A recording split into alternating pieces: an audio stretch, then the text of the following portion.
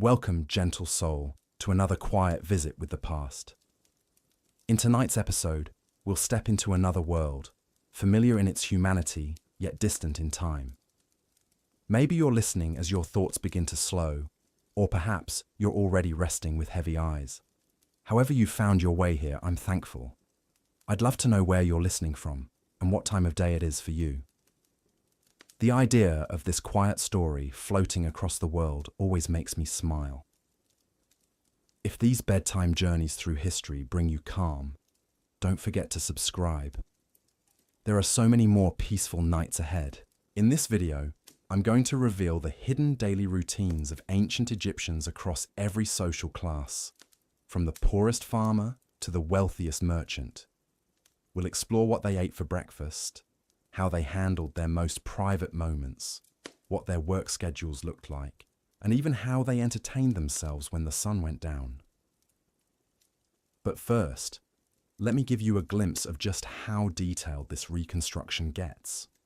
We know exactly what time most Egyptians woke up, what they used instead of toothbrushes, and even how they dealt with workplace drama that would make your office politics look like child's play.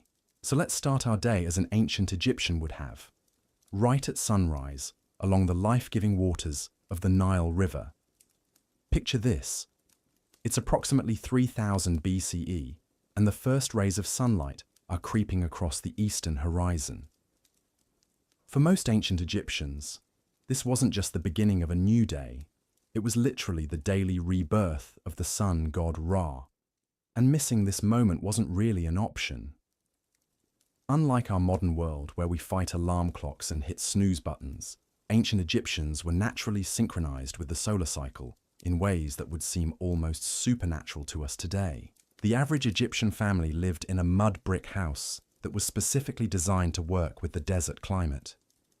These weren't the massive stone monuments we see in documentaries. We're talking about practical, efficient homes with flat roofs that served as extra living space, thick walls that kept the interior cool during scorching days, and small windows positioned to catch the breeze while keeping out the worst of the sandstorms. As dawn broke, the first person stirring in most households was typically the woman of the house. Now, before you start thinking this was because of some oppressive patriarchal system, the reality is far more practical.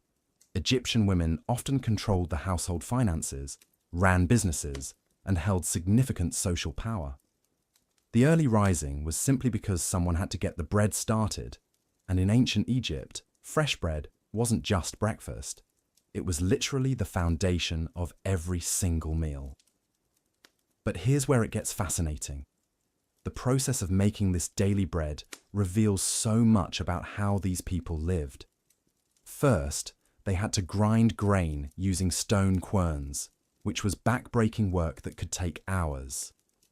The grain itself came from emmer wheat or barley, and the quality of your bread directly reflected your social status.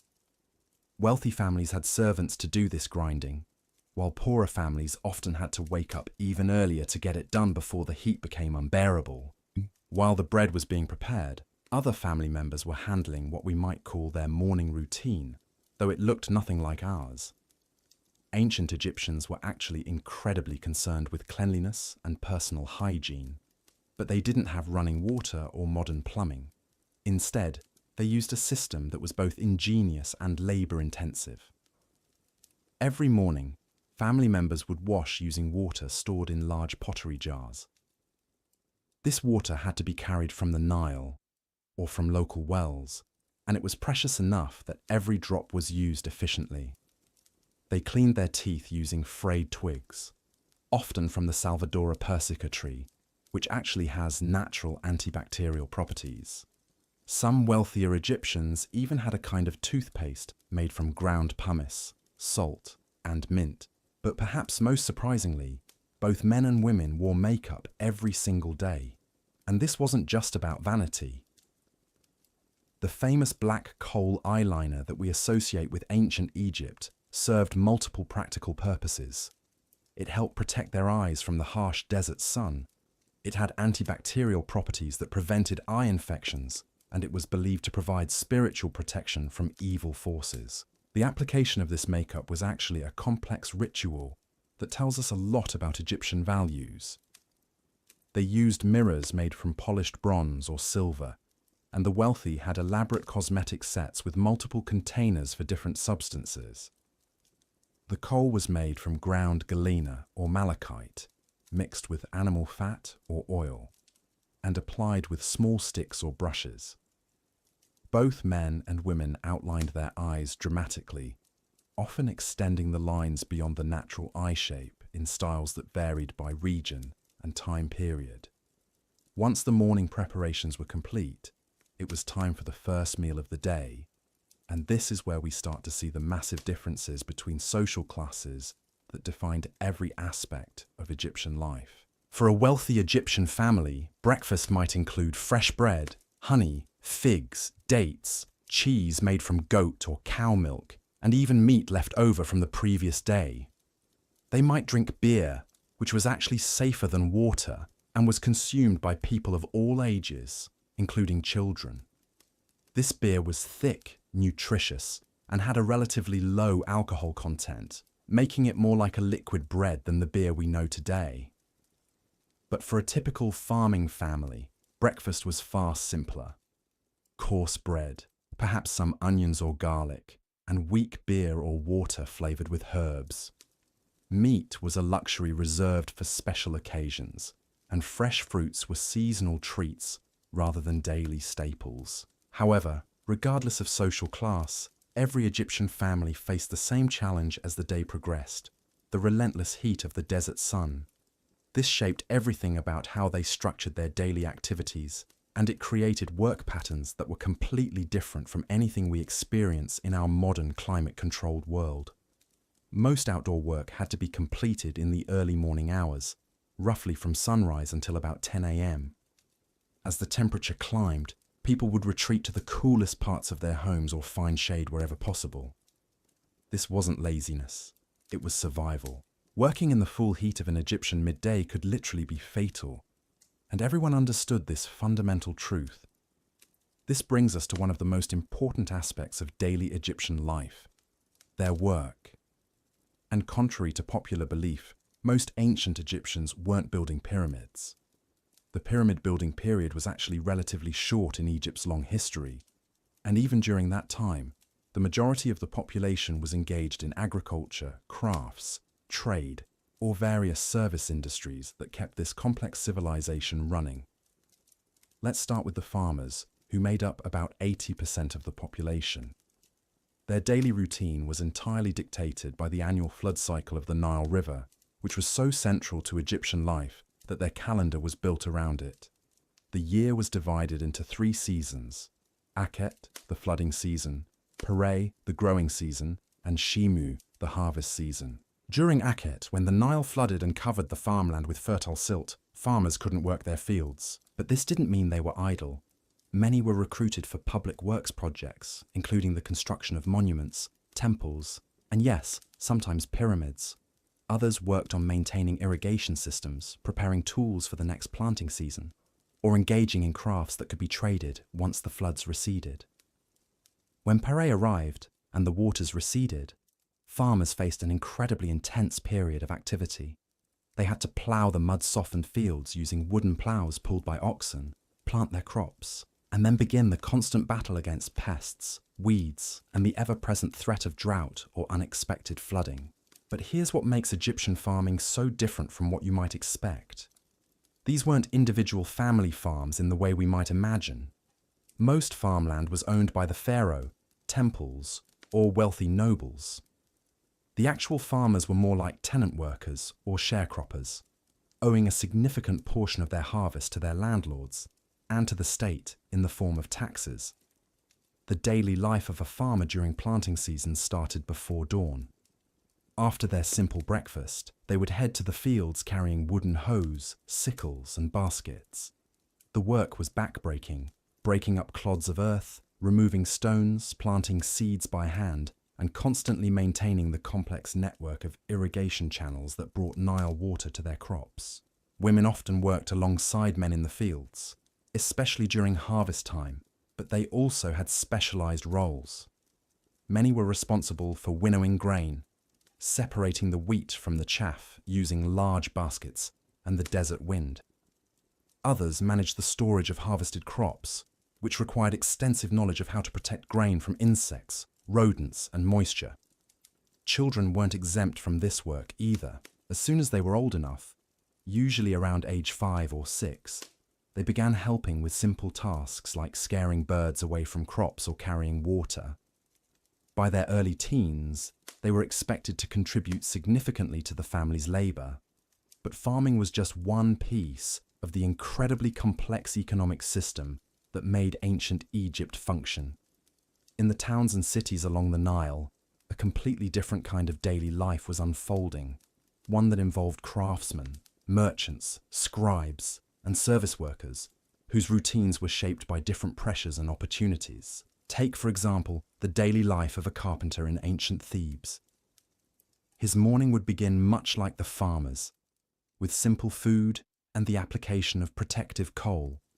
But instead of heading to fields, he would walk to his workshop, carrying tools that were remarkably sophisticated for their time. Egyptian carpenters used copper and bronze chisels, saws, adzes, and measuring tools that allowed them to create furniture, boats, coffins, and architectural elements with precision that still amazes modern craftsmen. Their daily work involved not just the physical labor of cutting and shaping wood, but also the complex logistics of obtaining materials in a desert environment where good timber was often imported from Lebanon or Nubia. The social dynamics of these workshops were fascinating. Master craftsmen supervised apprentices in a system that was part education, part labor exploitation. Young boys would be bound to masters for years, learning not just the technical skills of the craft, but also the business relationships, quality standards, and artistic traditions that would allow them to eventually establish their own workshops. But here's what's really interesting about Egyptian craftsmanship. It wasn't just about creating functional objects. Every piece was expected to meet both practical and spiritual requirements. A carpenter making a chair wasn't just concerned with whether someone could sit on it comfortably. He also had to ensure that the proportions, decorations, and even the wood selection aligned with Egyptian beliefs about harmony, protection, and the connection between the physical and spiritual worlds. This spiritual dimension affected every aspect of daily work life in ways that might seem strange to modern people. Before beginning any significant project, craftsmen would often make offerings to Ptah, the god of craftsmanship, or to other deities associated with their particular trade. The workshop itself might contain small shrines where workers could pray for protection from accidents or for inspiration in their work. The working day for most craftsmen followed a pattern similar to the farmers. Intense activity in the cooler morning hours, a long break during the heat of midday, and then a return to work in the late afternoon and early evening. But unlike farmers, whose work was seasonal, craftsmen had to maintain steady production throughout the year to meet the constant demand for their goods. This brings us to one of the most important but often overlooked aspects of ancient Egyptian daily life: the incredible complexity of their economy and the role of trade in shaping individual routines. Egypt wasn't an isolated civilization living in splendid isolation along the Nile. It was actually the hub of an incredibly sophisticated trade network that stretched from sub-Saharan Africa to the Mediterranean, and from the Red Sea to the western oases of the Sahara. This meant that the daily lives of countless Egyptians were shaped by the constant flow of goods, people, and ideas through their communities. Consider the life of a merchant in ancient Memphis, one of Egypt's great commercial centers. His day would begin not just with the usual morning routine, but with a careful review of inventory, price calculations, and planning for the complex negotiations that lay ahead. Unlike modern commerce, where prices are fixed and transactions are standardized, ancient Egyptian trade was a highly personal, relationship-based system where every deal required extensive bargaining and social maneuvering. This merchant might be dealing with Nubian gold traders bringing precious metals from the south, Lebanese cedar merchants offering the high-quality timber that Egypt desperately needed, or local farmers bringing surplus grain to exchange for manufactured goods. Each transaction required not just business acumen, but also cultural sensitivity, language skills, and a deep understanding of the religious and social customs that governed different communities. But here's what makes Egyptian commerce so fascinating. They didn't use money in the way we understand it. Instead, they operated on a complex barter system supplemented by standardized units of value based on weights of copper, silver, or grain. A merchant's daily life involved constant mathematical calculations, converting the value of different goods into these standard units, and negotiating exchanges that satisfied all parties involved. The record-keeping alone was a massive undertaking.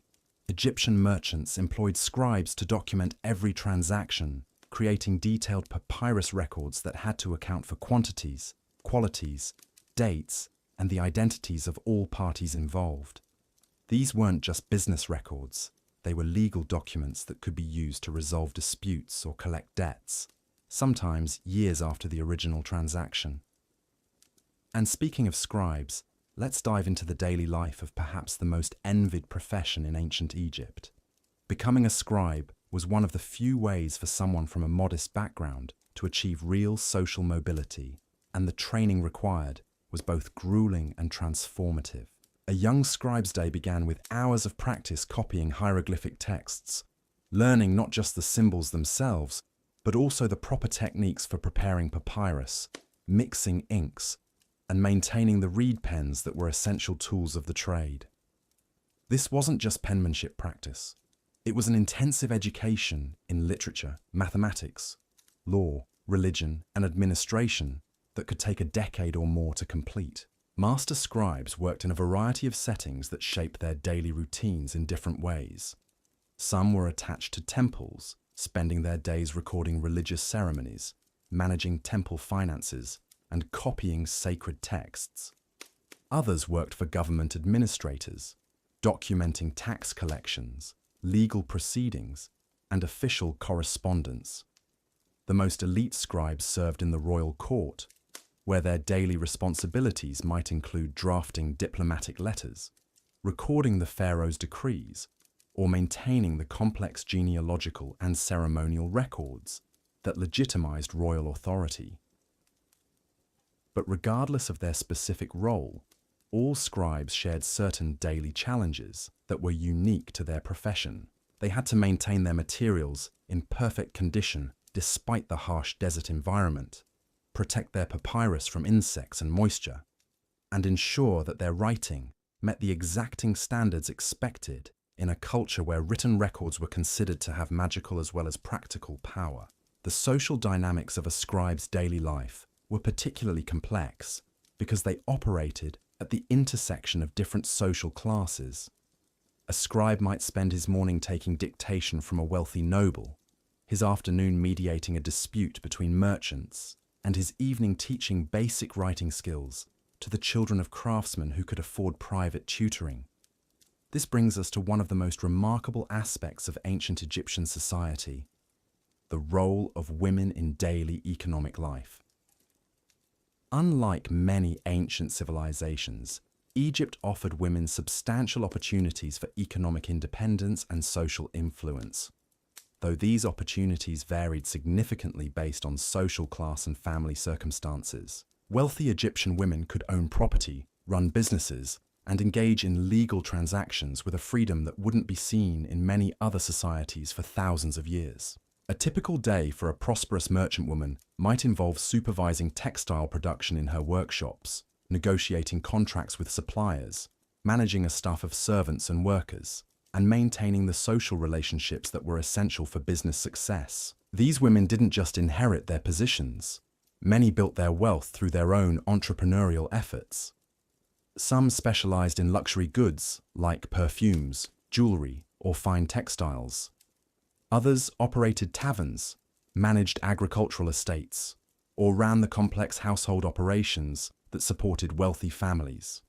Their daily routines required the same skills as their male counterparts: mathematical ability, negotiation skills, cultural awareness, and the physical stamina to manage multiple responsibilities throughout long, demanding days. But even women from more modest backgrounds had opportunities that might surprise modern observers. Many worked as professional mourners, entertainers, or religious functionaries. Others operated small businesses from their homes, producing bread, beer, textiles, or other goods that they sold in local markets. The daily life of a working woman in ancient Egypt was shaped by the same environmental challenges that affected everyone else, but with the additional complexity of managing family responsibilities alongside economic activities. A woman running a small bakery, for example, would have to coordinate her bread production with childcare, ensure that her ovens were properly maintained despite the scarcity of fuel, manage relationships with grain suppliers and customers, and maintain the quality standards that could make or break her reputation in the local community. Now, all of these economic activities were supported by an infrastructure that required its own army of workers whose daily lives were essential but often overlooked. The people who maintained Egypt's irrigation systems, transported goods along the Nile, operated the docks and warehouses, and provided the countless services that kept this complex society functioning.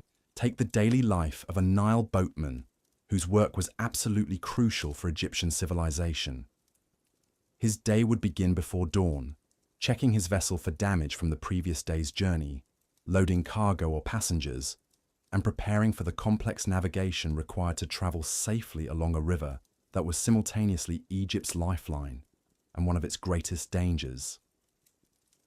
Navigation on the Nile required intimate knowledge of seasonal changes in water levels, shifting sandbars, dangerous currents, and the locations of the hippos and crocodiles that posed constant threats to river traffic. A boatman's daily routine involved not just the physical work of sailing, rowing, or poling his craft, but also the mental challenge of reading the river conditions and making split-second decisions that could mean the difference between a successful journey and a catastrophic accident. The cargo these boatmen transported reveals the incredible diversity of goods that flow through Egyptian society on a daily basis. A single boat might carry grain from Upper Egypt, gold from Nubia, cedar wood from Lebanon, incense from the Red Sea coast, and manufactured goods from workshops in Memphis or Thebes. The boatman had to understand the specific handling requirements for each type of cargo, manage the complex logistics of multiple stops along his route, and maintain detailed records of what was loaded and unloaded at each destination. But the Nile wasn't just a commercial highway. It was also the primary means of personal transportation for most Egyptians. This meant that boatmen also served as passenger carriers, connecting families separated by distance, enabling pilgrimages to important religious sites, and facilitating the social interactions that bound Egyptian communities together. The daily social life of ancient Egyptians was far richer and more complex than most people realize. After the working day ended, communities came alive with activities that served both entertainment and important social functions. Evening gatherings were central to Egyptian social life, and they took many different forms depending on the season, the community, and the social class of the participants. In farming villages, people might gather in courtyards or on rooftops to share the day's events, tell stories, play games, and enjoy whatever entertainment was available. Music was an integral part of these gatherings, and it reveals fascinating details about Egyptian values and daily life. Musicians used instruments like harps, flutes, drums, and sistrums to create music that accompanied singing, dancing, and storytelling. But this wasn't just casual entertainment. Music was believed to have spiritual power, and many of the songs that filled Egyptian evenings were actually religious hymns or magical incantations designed to provide protection, ensure good fortune, or honor the gods. Dancing was equally important, and it served multiple functions in Egyptian society. Some dances were purely recreational, allowing people to celebrate, court potential partners, or simply enjoy physical expression after long days of labor.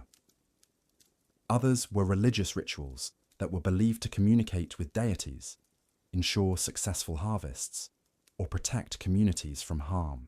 Games were another crucial element of Egyptian social life, and the variety of games they played reveals a society that valued both intellectual challenge and pure fun. Senet, perhaps the most famous Egyptian board game, was played by people of all social classes and was believed to have religious significance related to the journey through the afterlife. But Egyptians also played simpler games that children could enjoy, as well as more complex strategy games that challenged adult players. These evening social activities weren't just entertainment. They were essential mechanisms for maintaining community cohesion, transmitting cultural knowledge from one generation to the next, and providing the social bonds that help people cope with the challenges of daily life in a demanding environment. But perhaps most importantly, these gatherings provided opportunities for the kind of informal education that was crucial for most Egyptians.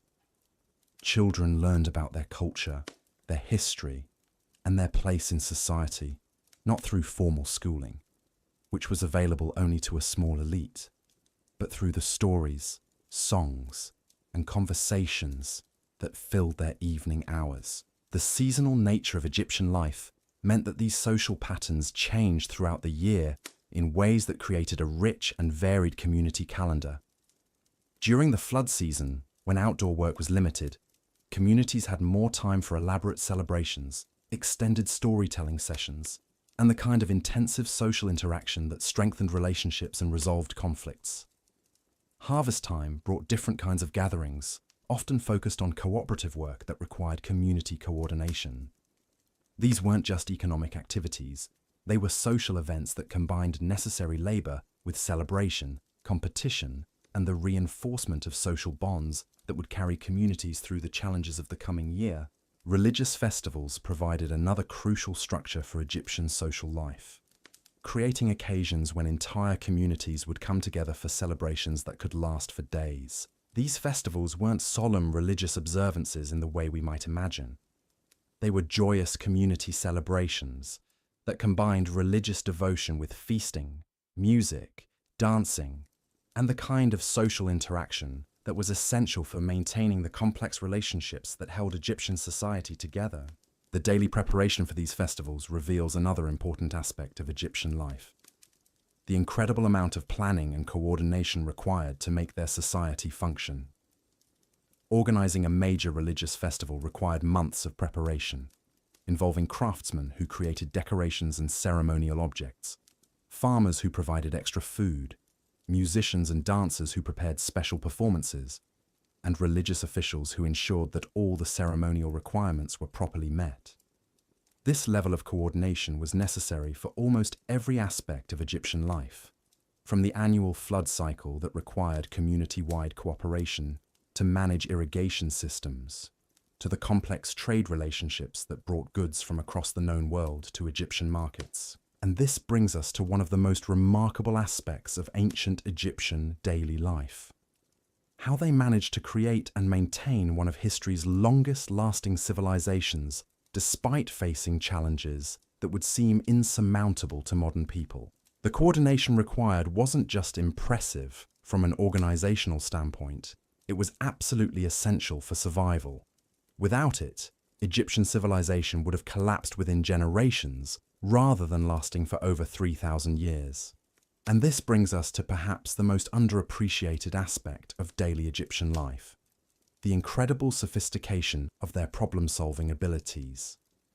Every single day, ordinary Egyptians had to navigate challenges that would stump most modern people. They had to predict weather patterns without meteorology, manage complex agricultural systems without modern tools, maintain public health without understanding germ theory, and coordinate massive construction projects without computers or even written mathematical formulas as we know them. Take something as basic as food storage, which was literally a matter of life and death in a civilization where a failed harvest could mean starvation for thousands of people. Egyptian families didn't just throw their grain into containers and hope for the best. They developed elaborate systems involving multiple types of storage vessels, each designed for specific types of food and specific storage durations. They used ceramic jars sealed with beeswax and resin for liquids like oil and wine, They created underground storage chambers that maintained consistent temperatures despite the extreme heat above ground. They developed techniques for drying fruits and vegetables that preserved them for months without refrigeration.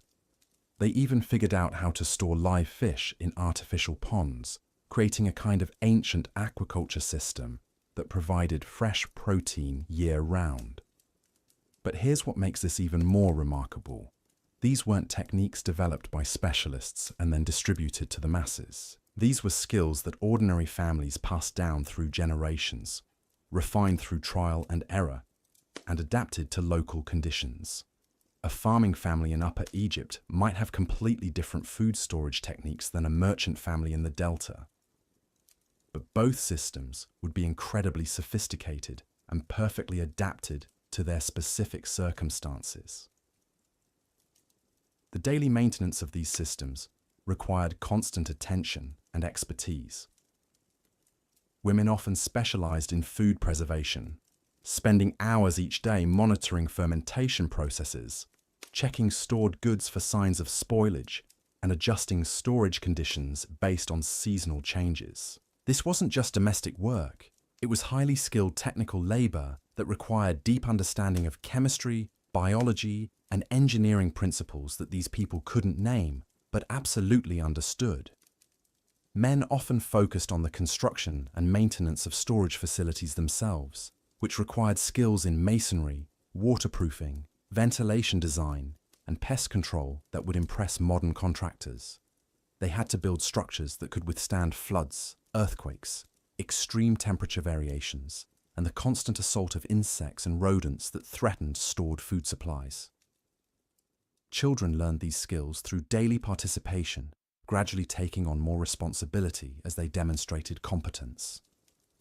By the time they reached adulthood, they possessed a level of practical knowledge about food systems that far exceeded what most modern people understand about where their food comes from or how it's preserved. This same pattern of sophisticated problem-solving appears in every aspect of Egyptian daily life. Consider their approach to personal hygiene and healthcare, which was far more advanced than most people realize. Egyptians didn't just wash themselves. They had developed complex systems for maintaining cleanliness that addressed both practical and spiritual concerns. Their daily bathing routines involved not just water, but carefully prepared soaps made from animal fats and plant-based alkalis. They used different cleansing agents for different parts of the body, understanding that skin on the face required different treatment than skin on the hands or feet. They had specialized preparations for hair care that protected against the harsh desert environment while maintaining the elaborate hairstyles that were important markers of social status. But beyond basic cleanliness, Egyptians maintained daily health practices that reveal sophisticated understanding of preventive medicine.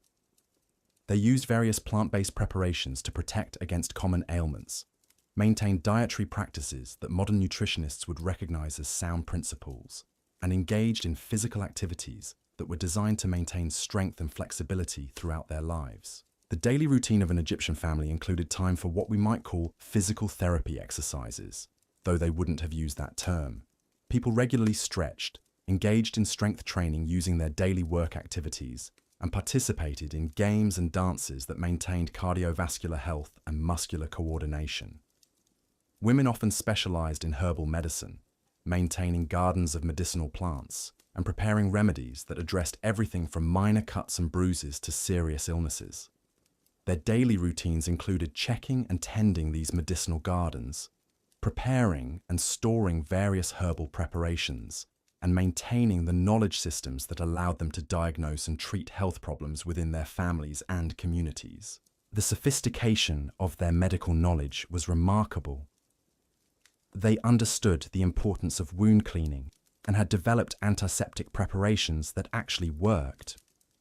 They knew how to set broken bones, treat various skin conditions, and manage pain using plant-based medicines that contained active compounds similar to modern pharmaceuticals. But perhaps, most impressively, they understood the connection between mental and physical health in ways that modern medicine is only beginning to rediscover. Their daily routines included activities designed to maintain emotional balance, social connection, and spiritual well-being, recognizing that these factors were essential for overall health. This holistic approach to daily life extended to their work practices as well. Egyptian craftsmen didn't just focus on producing goods. They maintained work environments that supported both productivity and worker well-being. Workshops were designed to maximize natural lighting while minimizing heat exposure. Work schedules balanced intensive activity with adequate rest periods.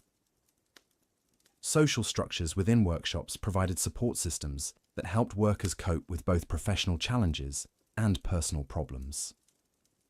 The daily life of a workshop supervisor reveals just how complex these considerations could become. He had to coordinate the technical aspects of production, manage relationships between workers of different skill levels, ensure that quality standards were maintained, handle the business relationships with suppliers and customers, and maintain the workshop facilities themselves. But beyond these obvious responsibilities, he also served as a counselor, mediator, and community leader. Workers brought him personal problems that affected their ability to work effectively. He had to balance competing demands from different customers while maintaining fair treatment for his workers. He served as a link between his workshop and the broader community, representing his workers' interests in community decisions and ensuring that his business contributed appropriately to community needs. This multi-layered approach to leadership was necessary because Egyptian society was incredibly interconnected. A problem in one workshop could affect suppliers, customers, and competitors throughout the community. A skilled supervisor understood these connections and managed his daily activities with awareness of their broader implications. The same complexity appears in the daily lives of religious officials, who served functions that went far beyond what we might expect from modern religious leaders. A typical temple priest's day included not just religious ceremonies, but also administrative duties, educational responsibilities, and community service obligations that made him a central figure in local society. His morning routine began before dawn with personal purification rituals that were far more elaborate than those required of ordinary Egyptians. He had to maintain higher standards of physical cleanliness, follow stricter dietary restrictions, and engage in daily meditation and prayer practices that prepared him for his various responsibilities. But once these personal preparations were complete, his day became a complex juggling act between different roles. He might spend the early morning conducting religious ceremonies, the late morning teaching children basic literacy and numeracy, the afternoon mediating disputes between community members, and the evening managing temple finances and coordinating with other religious officials. The educational role was particularly important because formal schooling was available only to a small elite. For most Egyptian children, the local priest provided their only access to literacy, basic mathematics, and the kind of general knowledge that allowed them to function effectively in their society. This educational process wasn't just about transferring information. It was about maintaining cultural continuity across generations. Through daily interactions with children and their families, priests ensured that Egyptian values, traditions, and practical knowledge systems were preserved and adapted to changing circumstances. The daily teaching routine involved not just formal lessons, but also informal mentoring that helped young people understand their place in society and develop the skills they would need as adults. A priest might spend part of his day teaching a future scribe how to prepare papyrus, part of his day helping a young craftsman understand the religious significance of his work, and part of his day counseling parents about how to guide their children's development. But perhaps the most crucial aspect of a priest's daily life was his role in maintaining the complex religious systems that provided the spiritual foundation for Egyptian civilization. This wasn't just a matter of conducting ceremonies. It required deep understanding of theological principles, astronomical observations, mathematical calculations, and the kind of organizational skills needed to coordinate religious activities across multiple temples and communities. The daily maintenance of these religious systems reveals just how sophisticated Egyptian civilization had become.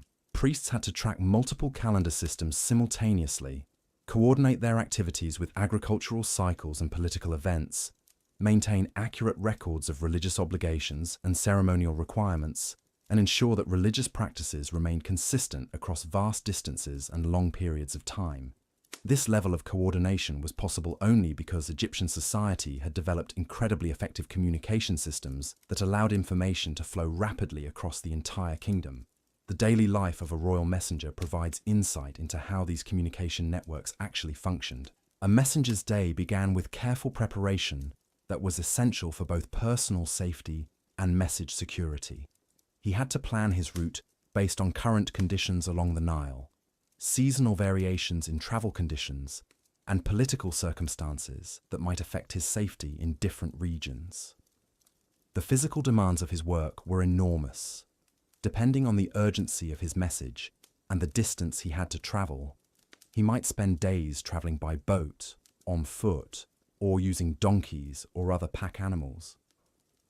He had to navigate not just geographical challenges, but also the complex social and political relationships that determined how he would be received in different communities. But beyond the physical challenges, messengers carried enormous responsibility for maintaining the information systems that held Egyptian civilization together. They transported not just official government communications, but also personal letters, business documents, religious instructions, and the kind of informal information that allowed widely separated communities to coordinate their activities. The daily routine of preparing, protecting, and delivering these messages required skills that combined physical endurance with intellectual sophistication. Messengers had to be able to read and write, understand the political implications of the information they carried, maintain absolute discretion about sensitive communications, and adapt quickly to changing circumstances that might require them to alter their plans or find alternative routes. Their work also required deep cultural knowledge that allowed them to function effectively in communities with different customs, dialects, and social structures. A messenger traveling from Memphis to Aswan would encounter dozens of different local communities, each with its own particular characteristics. And he had to understand how to approach local leaders, follow appropriate social protocols, and avoid misunderstandings that could delay his mission or even put him in danger. This cultural sophistication was necessary because Egyptian civilization wasn't as uniform as we might imagine. While there were certainly shared values, religious beliefs, and social structures that unified the kingdom, there were also significant regional variations that reflected different environmental conditions, economic specializations, and historical experiences. The daily life of people in the Delta region was shaped by different challenges and opportunities than those faced by people in Upper Egypt or Nubia. Coastal communities had access to Mediterranean trade networks, but had to deal with different security threats.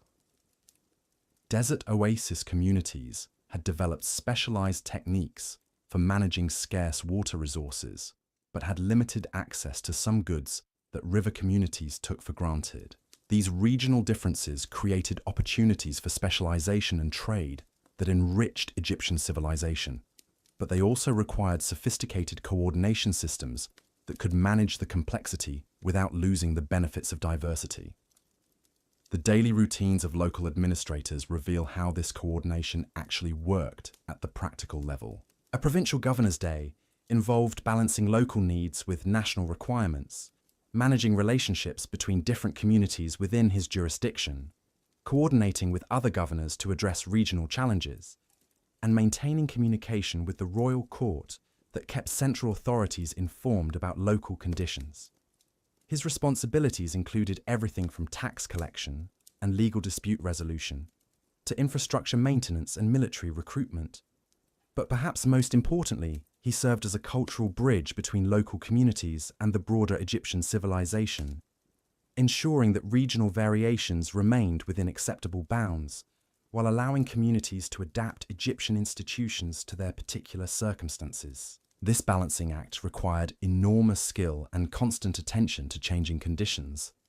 A governor had to understand not just the formal requirements of his position, but also the informal relationships and cultural dynamics that actually determined how effectively he could accomplish his goals.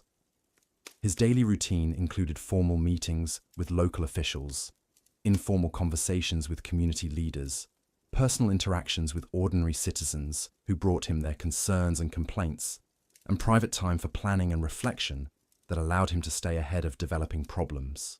But beyond these obvious duties, he also had to maintain his own household, manage his personal relationships with family and friends, and participate in the social and religious activities that were essential for maintaining his standing in the community.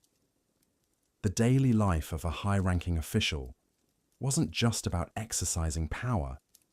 It was about maintaining the complex web of relationships that made effective governance possible. This same pattern appears throughout Egyptian society. Whether we're looking at farmers, craftsmen, merchants, priests, or government officials, their daily lives involved far more complexity and sophistication than we might expect from people living thousands of years ago. They had developed social institutions, economic systems, and cultural practices that allowed them to create and maintain one of history's most successful civilizations. They solved problems that would challenge modern societies, adapted to environmental conditions that would defeat less organized communities, and maintained cultural continuity across centuries of change and challenge. And they did all of this while dealing with the same basic human needs and desires that we face today. The need for food, shelter, and security. The desire for meaningful work and social connection. The challenge of raising children and caring for aging parents. And the universal human quest for purpose and meaning in daily life. The daily routines we've explored reveal people who were remarkably similar to us in their fundamental humanity, but who had developed very different solutions to the challenges of creating successful, sustainable communities. Their approaches offer insights that remain relevant today, reminding us that there are many different ways to organize human society and many different definitions of what constitutes a good life.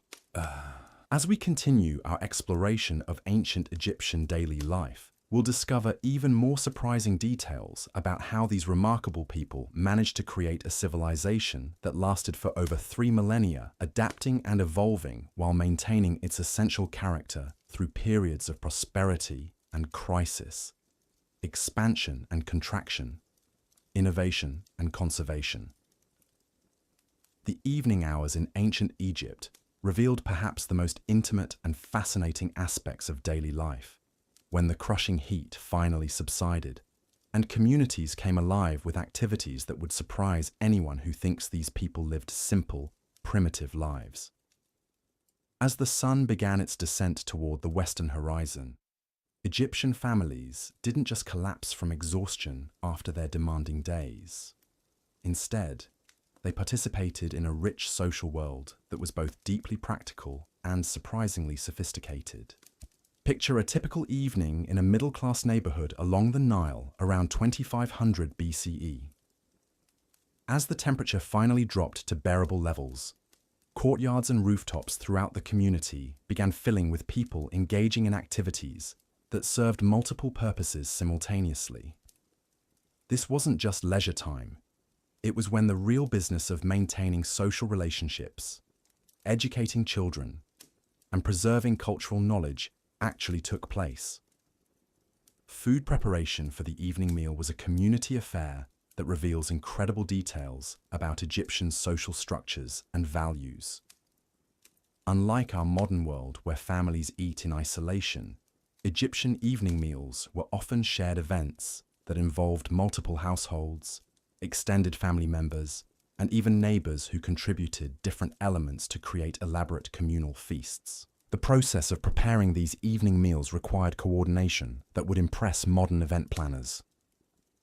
Different families specialized in different aspects of the meal preparation, not just because of resource limitations, but because this specialization created social bonds that strengthened community resilience. One family might be known for their exceptional bread baking, another for their skill with vegetables, and another for their ability to prepare meat in ways that maximized both flavor and preservation. Women often took the lead in coordinating these meal preparations, but this leadership role extended far beyond simple cooking. They managed complex social negotiations about who would contribute what, how resources would be shared, and how the resulting feast would be distributed among participants. These negotiations required diplomatic skills that would be impressive in any context, because they had to balance practical considerations with social relationships, economic realities with cultural expectations. The actual cooking process was a technological marvel that most people completely underestimate. Egyptian cooks didn't just throw ingredients together and hope for the best. They had developed sophisticated techniques for controlling heat, managing cooking times, and combining flavors that created dishes far more complex than the simple bread and beer diet that most people associate with ancient Egypt. Their ovens were engineering marvels designed to maintain consistent temperatures, despite limited fuel supplies and extreme environmental conditions. They understood fermentation processes that created not just bread and beer, but also cheeses, preserved vegetables, and fermented sauces that added variety and nutrition to their diets. They had developed spice blending techniques that used locally available herbs and imported aromatics to create flavor profiles that were both delicious and medicinally beneficial. But perhaps most remarkably, they understood food safety principles that protected them from the food-borne illnesses that could devastate communities without modern medical care. They knew which combinations of ingredients provided natural preservation, which cooking techniques eliminated dangerous bacteria, and which storage methods prevented spoilage in hot, humid conditions. The evening meal itself was a carefully orchestrated social event that served functions far beyond simple nutrition. The way people were seated reflected social hierarchies, but also provided opportunities for mentoring relationships between older and younger community members. The order in which different dishes were served created natural conversation rhythms that allowed for the sharing of information, the resolution of conflicts, and the maintenance of social bonds that held communities together. Children weren't just passive recipients of food during these evening gatherings. They were active participants in elaborate educational processes that transmitted everything from practical skills to cultural values. While adults were eating and talking, children were learning about food preparation, social etiquette, economic relationships, and the complex web of obligations and opportunities that would shape their adult lives. The stories told during these evening meals weren't just entertainment. They were sophisticated information management systems that preserved historical knowledge, technical expertise, and cultural wisdom in ways that made them memorable and personally meaningful.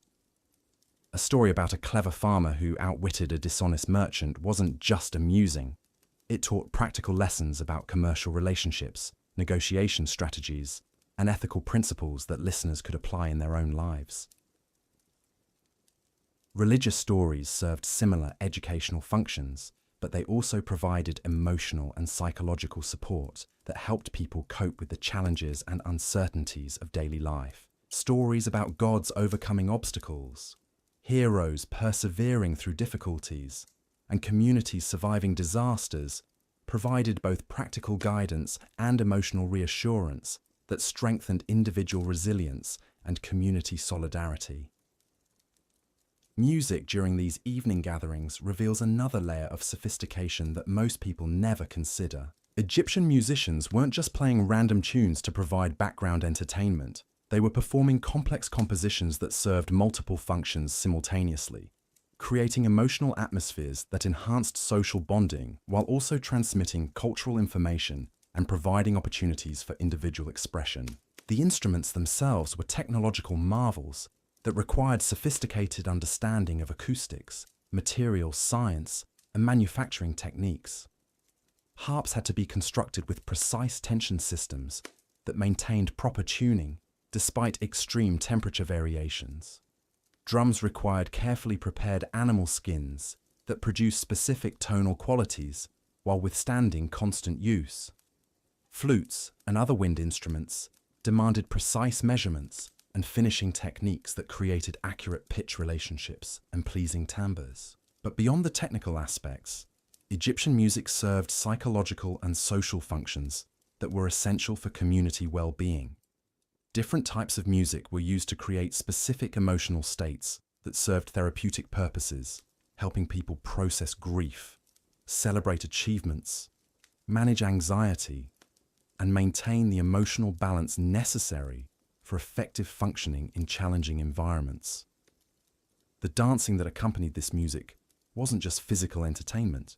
It was a complex communication system that allowed for the expression of ideas and emotions that were difficult to convey through words alone. Different dance forms served different social functions, from courtship rituals that helped young people form appropriate partnerships, to religious ceremonies that maintained spiritual connections, to competitive displays that established social hierarchies without resorting to violence.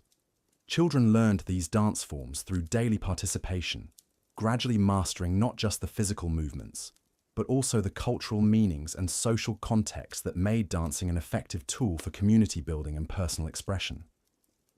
By adulthood, most Egyptians possessed a vocabulary of physical movement that allowed them to participate in complex social interactions that strengthened community bonds while providing outlets for individual creativity.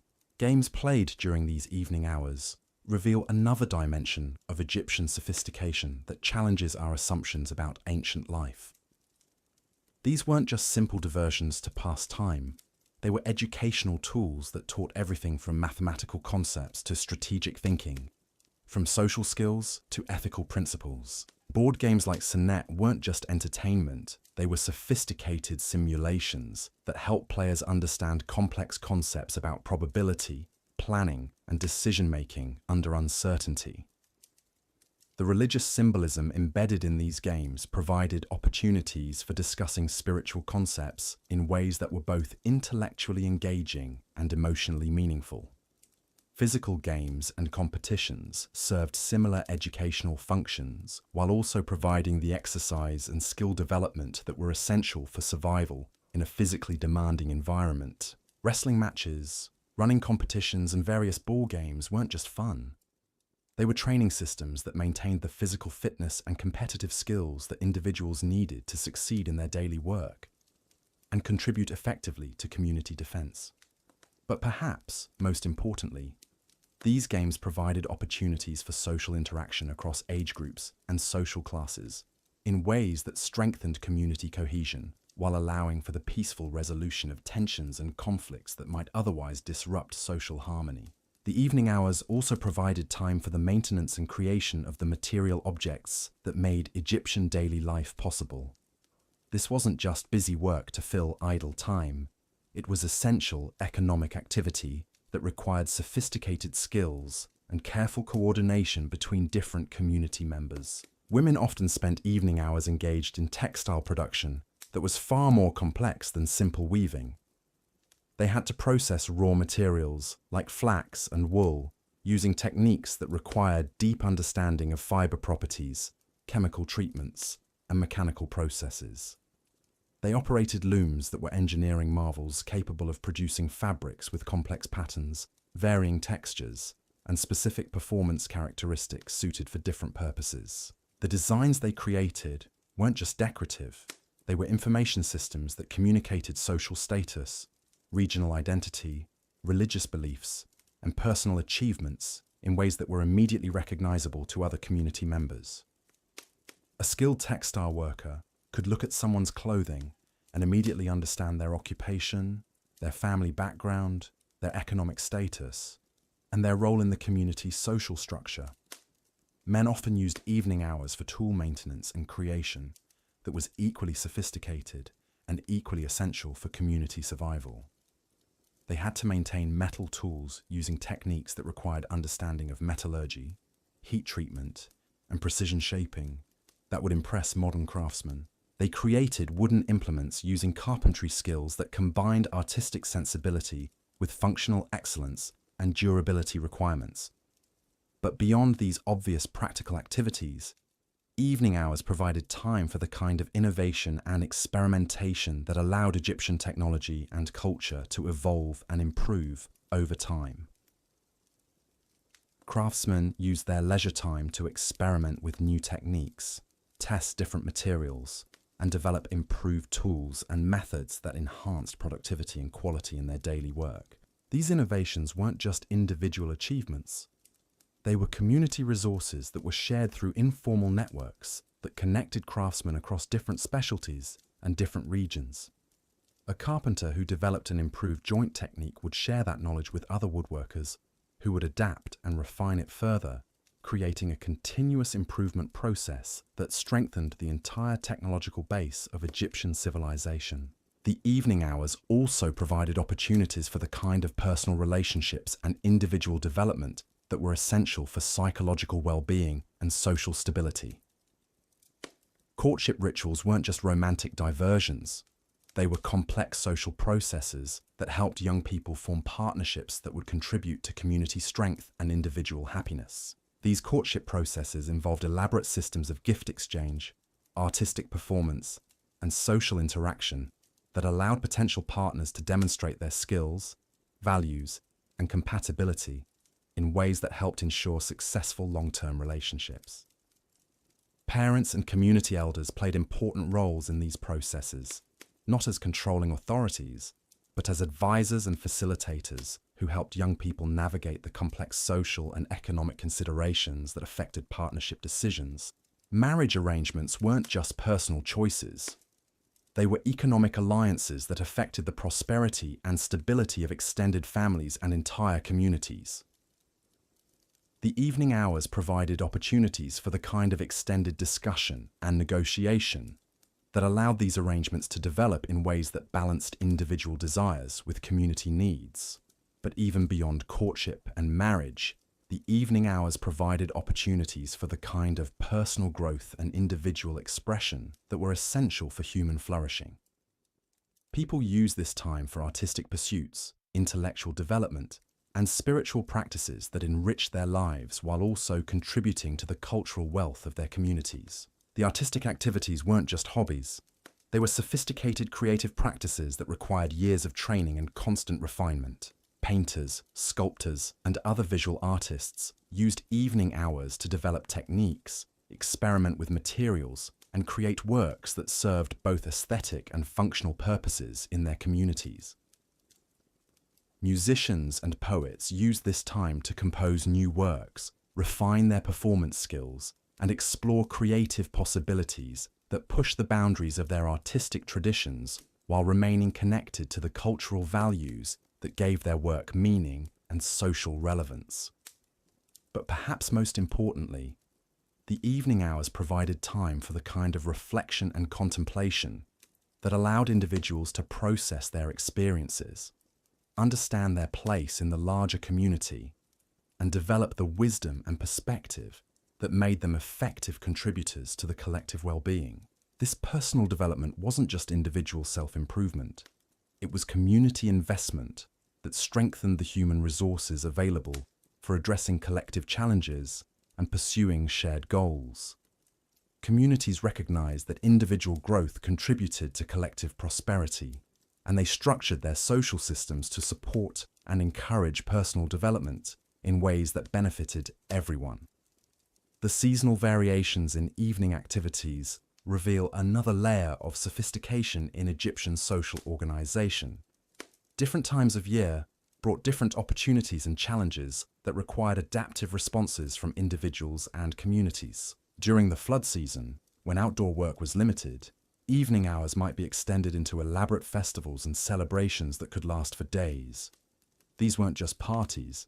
They were community-building exercises that strengthened social bonds, resolved accumulated tensions, and provided opportunities for the kind of intensive cultural transmission that preserved traditional knowledge while allowing for innovation and adaptation. During planting and harvest seasons, when daytime work was intensive and urgent, evening activities might be more focused on rest and recovery, but they still included the essential social and cultural functions that maintained community cohesion and individual well-being. The ability to adapt these social patterns to changing circumstances while maintaining their essential functions demonstrates a level of cultural sophistication that allowed Egyptian civilization to persist through centuries of environmental, political, and economic changes that destroyed less adaptable societies. But perhaps the most remarkable aspect of Egyptian evening life was how it balanced individual needs with collective requirements in ways that created sustainable communities that could thrive over long periods of time. The social structures that emerged during these evening hours weren't imposed from above by authorities. They developed organically through the daily interactions of people who understood that their individual well-being depended on the health and prosperity of their communities. This understanding created social systems that were both flexible enough to adapt to changing circumstances and stable enough to provide the predictability and security that allowed individuals to plan for the future and invest in long-term relationships and projects. The evening hours also provided opportunities for the kind of inter-community interaction that connected local Egyptian communities to the broader civilization and to external trade networks that brought goods, ideas, and people from across the known world. Traveling merchants, visiting craftsmen, religious pilgrims, and government officials often participated in these evening social activities, bringing news, ideas, and perspectives from other regions that enriched local communities, while also connecting them to larger networks of information and opportunity. These interactions weren't just casual social exchanges. They were essential components of the communication systems that allowed Egyptian civilization to maintain coherence across vast distances and diverse environmental conditions. The information that flowed through these informal networks complemented the formal communication systems maintained by government and religious authorities, creating redundant information pathways that ensured that important knowledge reached all parts of Egyptian society. The cultural exchange that occurred during these evening interactions also contributed to the continuous evolution and refinement of Egyptian civilization, allowing local innovations to spread throughout the kingdom, while also bringing external ideas and techniques that enhanced Egyptian capabilities and opportunities. But perhaps most importantly, these evening social activities provided the foundation for the kind of community resilience that allowed Egyptian civilization to survive and prosper through periods of political instability, environmental challenges, and economic disruption that would have destroyed less socially cohesive societies. The social bonds formed during these daily evening gatherings created networks of mutual support and cooperation that could be activated during emergencies, providing the collective response capabilities that were essential for community survival in a challenging environment. The knowledge systems maintained through these evening educational activities preserved the technical expertise and cultural wisdom that allowed communities to adapt to changing circumstances while maintaining their essential character and values. The conflict resolution mechanisms that operated during these social gatherings prevented minor disputes and tensions from escalating into serious conflicts that could disrupt community functioning and threaten collective security. As we delve deeper into the complexity of ancient Egyptian evening life, we begin to understand that these weren't just people trying to survive in a harsh environment.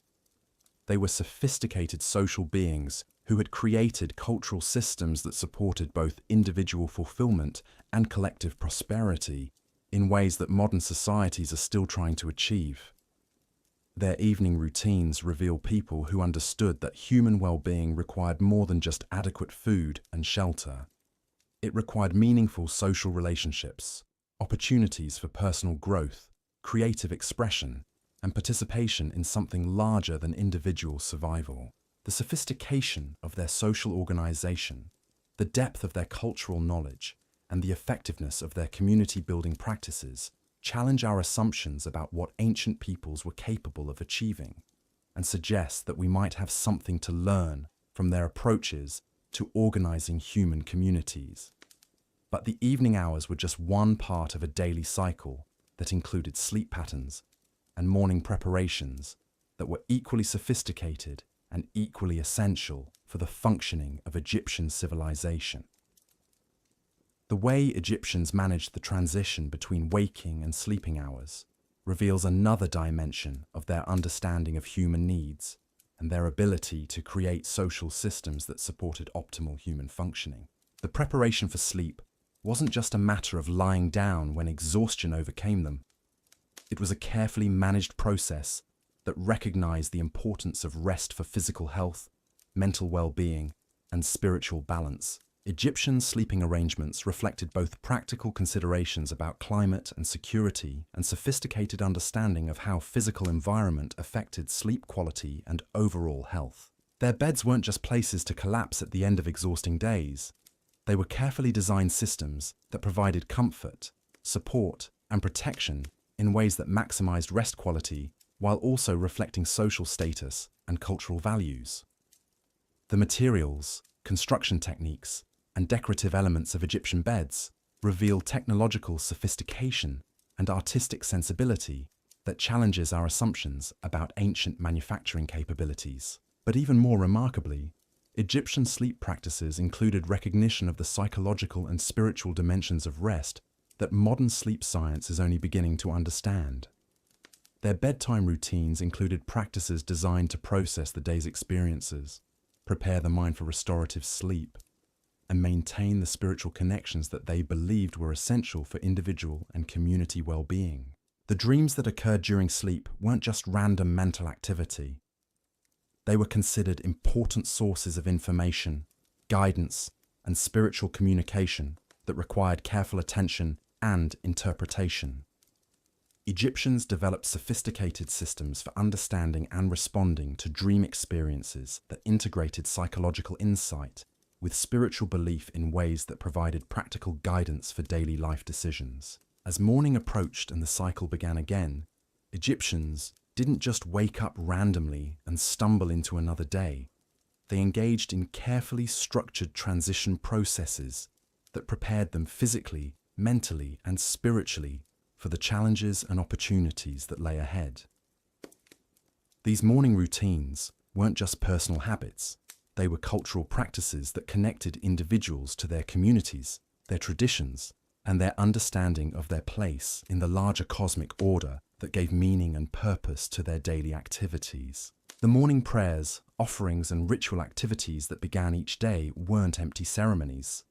They were psychological preparation techniques that helped people approach their daily responsibilities with the confidence, focus, and commitment necessary for effective functioning in demanding environments. But perhaps most remarkably, these morning routines included planning and goal-setting activities that helped individuals coordinate their daily activities with the needs and activities of their families, their communities, and the larger economic and social systems of which they were part. Egyptian daily life wasn't just a series of survival activities. It was a carefully orchestrated participation in a complex civilization that required sophisticated coordination between individuals, families, communities, and regional and national institutions. The daily routines we've been exploring weren't just personal habits. They were essential components of the social and economic systems that made Egyptian civilization possible. The morning planning activities that began each day included consideration of weather conditions, seasonal requirements, community obligations, family needs, and individual goals in ways that optimized both personal effectiveness and collective prosperity. These weren't simple to-do lists. They were strategic planning processes that took into account multiple variables and competing priorities in ways that would impress modern project managers. The coordination required to make this system work reveals organizational capabilities that challenge our assumptions about what ancient peoples could achieve without modern communication and information management technologies. Yet somehow, millions of Egyptians managed to coordinate their daily activities in ways that created and maintained one of history's most successful and longest-lasting civilizations. As we continue to explore the details of ancient Egyptian daily life, we begin to understand that these weren't just people who happened to live a long time ago. They were sophisticated human beings who had developed solutions to fundamental challenges of human organization that remain relevant today. Their approaches to community building, resource management, education, conflict resolution, and individual development offer insights that could inform modern efforts to create sustainable, equitable, and fulfilling human societies. But to fully understand these insights, we need to continue our exploration of the details of Egyptian daily life, examining not just what they did, but how they did it, and why their approaches were so effective at creating human flourishing in challenging circumstances. The coordination challenges faced by ordinary Egyptians reveal problem-solving abilities that would humble most modern communities. Consider the daily reality of a small farming village during a harvest season, when timing meant the difference between prosperity and starvation. Every family had to coordinate their individual harvesting activities with their neighbors, because Egyptian agriculture wasn't just about individual plots of land. It was about managing complex irrigation systems that served multiple families, coordinating labor exchanges that allowed smaller families to handle large harvests, and timing everything to take advantage of optimal weather conditions that might last only a few days. The village headman's daily routine during harvest season required him to balance dozens of competing demands while maintaining the social harmony that made cooperation possible. His morning began before anyone else's, walking through the village and the surrounding fields to assess conditions, identify potential problems, and plan the day's activities based on factors that ranged from soil moisture levels to family disputes that might affect work productivity. But here's what makes this truly remarkable. He had to do all of this without any of the communication technologies we take for granted. No phones, no radios, no written schedules that could be distributed to everyone involved. Instead, he relied on a sophisticated system of visual signals, verbal messages, and social protocols that had been refined over generations to maximize efficiency while minimizing misunderstandings. The signal systems alone were masterpieces of practical communication design. Different colored flags or banners indicated different types of activities or priorities. Drum patterns conveyed specific messages about timing, location, or resource needs. Even the positioning of everyday objects like pottery jars or farming tools could communicate important information to people who understood the local conventions. Children played crucial roles in these communication networks, serving as messengers who carried information between different work groups, different families, and different areas of the village territory. But they weren't just running around randomly delivering messages. They were trained in complex protocols that ensured accurate information transmission while also teaching them the organizational skills they would need as adults. A typical child messenger understood dozens of different message types, knew the priority levels that determined which messages took precedence, and could adapt their delivery methods based on the recipient's current activity and social status. They learned to read situations quickly, determining whether a message should be delivered immediately or waited until a more appropriate moment, whether it required private delivery or could be shared publicly, and whether it might need clarification or additional context. This training wasn't just practical education, it was character development that taught children about responsibility, discretion, and the importance of accurate communication for community well-being.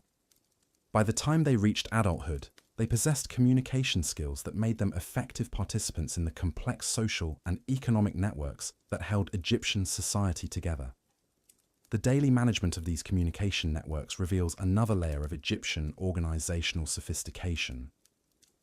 Information flowed through multiple channels simultaneously, creating redundancy that prevented critical communications from being lost, while also allowing for verification and error correction that maintained accuracy and reliability. Formal channels carried official information from government authorities, religious leaders, and community officials.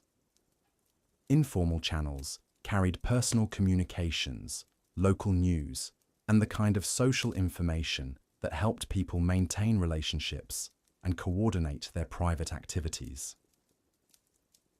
Emergency channels could override normal communication patterns when urgent situations required immediate community response.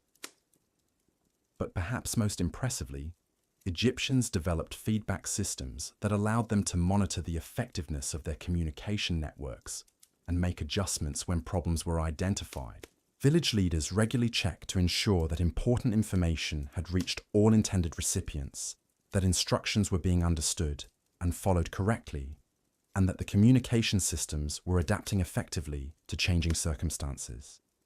The daily maintenance of these systems required constant attention from people throughout the community. Messengers had to maintain their physical fitness and local knowledge. Signal operators had to keep their equipment in working condition and stay current with evolving protocols.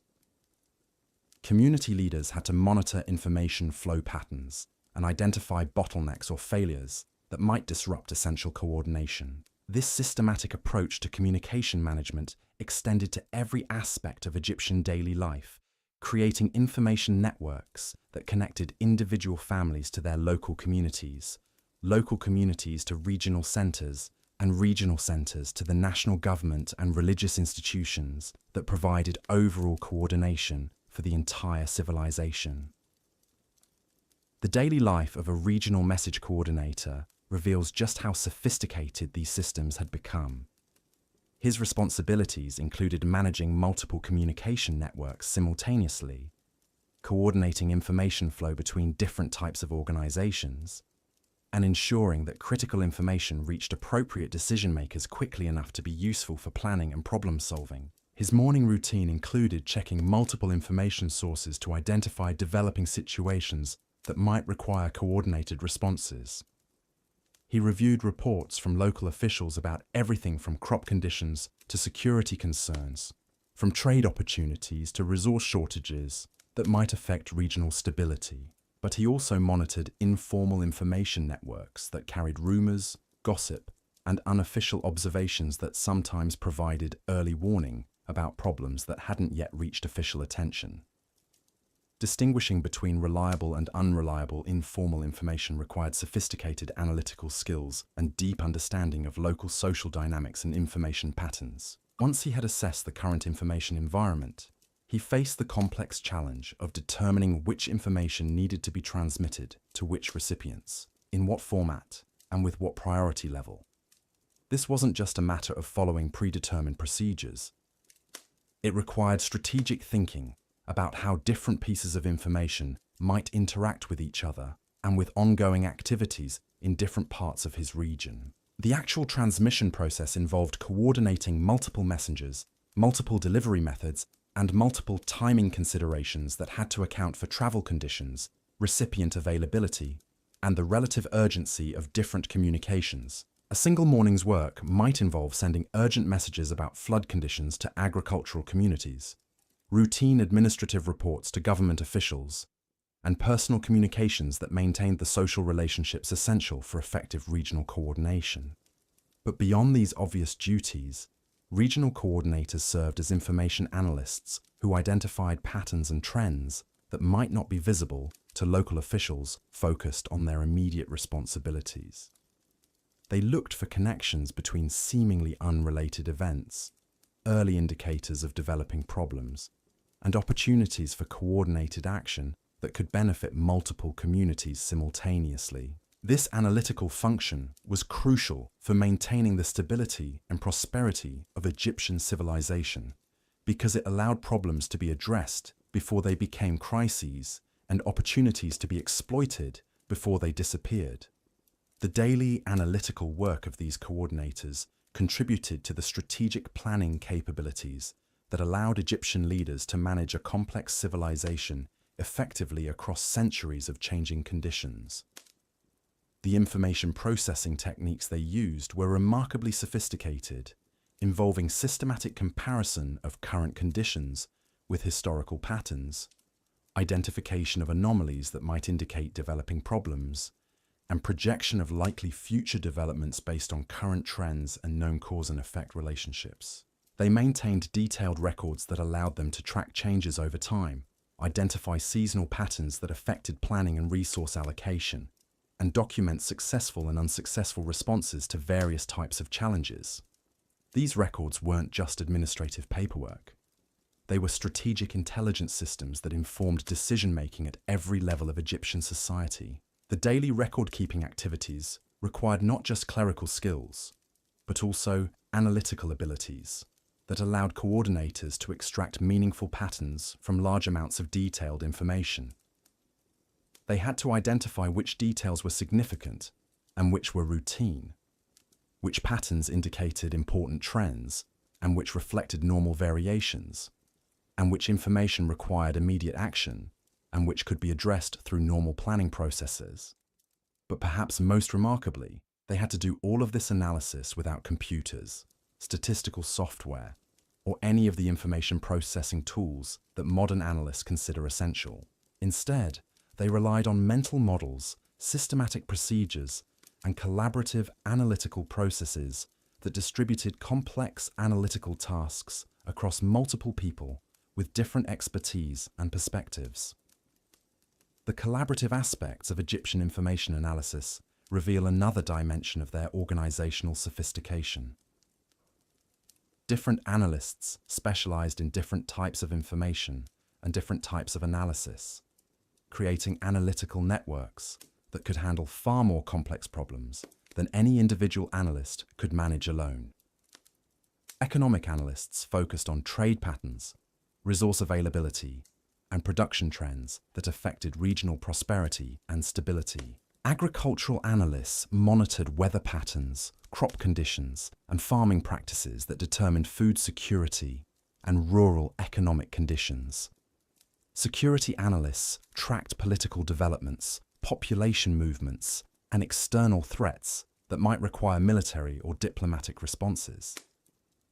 But these analysts didn't work in isolation. They participated in regular coordination meetings that allowed them to share information, compare analyses, and develop integrated assessments that informed strategic planning and policy decisions. These coordination processes weren't just information-sharing sessions. They were collaborative analytical exercises that produced insights and understanding that no individual analyst could achieve independently. The daily routine of participating in these analytical networks required communication skills that went far beyond simple information transmission. Analysts had to present complex information clearly and concisely, ask questions that elicited useful information from their colleagues, and participate in discussions that built shared understanding of complex situations and appropriate responses. They also had to maintain awareness of how their specialized analyses fit into broader strategic contexts, ensuring that their technical expertise contributed effectively to overall decision-making processes, rather than creating analytical silos that missed important connections and implications. This systems thinking approach to analysis and planning was one of the key factors that allowed Egyptian civilization to maintain coherence and effectiveness across vast distances and long periods of time. By ensuring that specialized knowledge was integrated into broader understanding, Egyptians avoided the fragmentation and coordination failures that destroyed many other ancient civilizations. The daily implementation of these systems thinking approaches required organizational disciplines that were embedded in routine activities throughout Egyptian society. People at every level understood that their individual responsibilities were part of larger systems that required coordination and mutual support to function effectively. Farmers understood that their individual agricultural decisions affected community food security and regional economic stability. Craftsmen understood that their quality standards and production schedules affected trade relationships and community reputation. Merchants understood that their business practices affected regional prosperity and inter-community relationships. This systems awareness wasn't just abstract understanding, it was practical knowledge that shaped daily decision-making and behavior in ways that optimized both individual effectiveness and collective performance. People made daily choices that balanced their personal interests with community needs, not because they were forced to by external authorities, but because they understood that their long-term individual prosperity depended on the health and success of the larger systems of which they were part. The educational processes that created this systems awareness were embedded in daily life activities, rather than separated into formal schooling that was disconnected from practical application.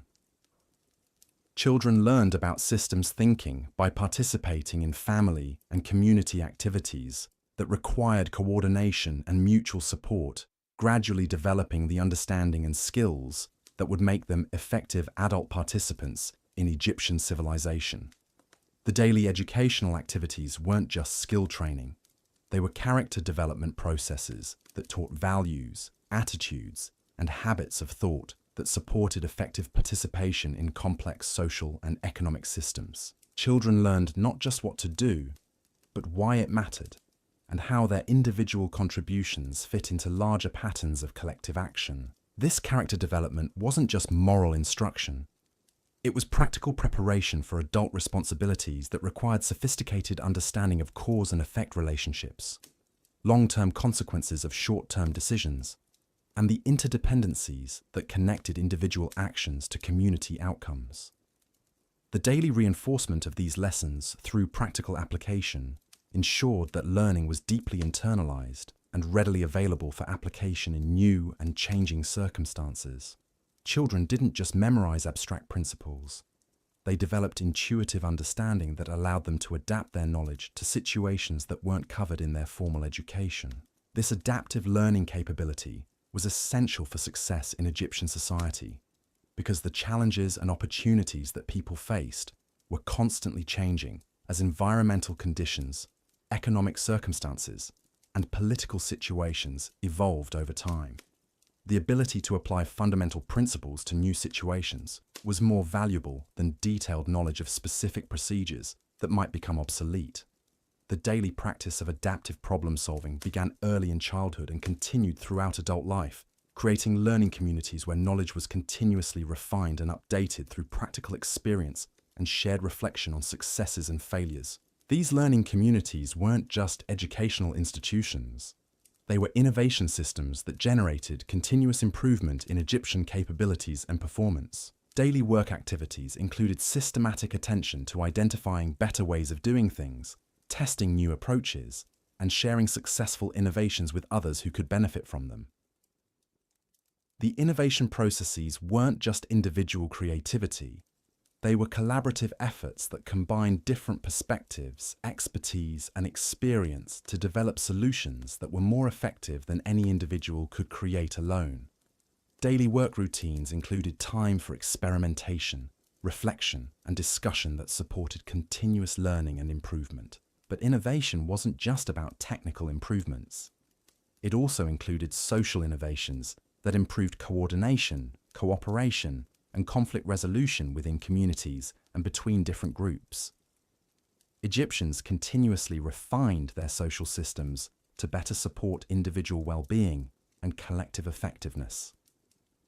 The daily maintenance of these social systems required constant attention to relationship dynamics, communication patterns, and the informal processes that actually determined how well formal institutions functioned in practice.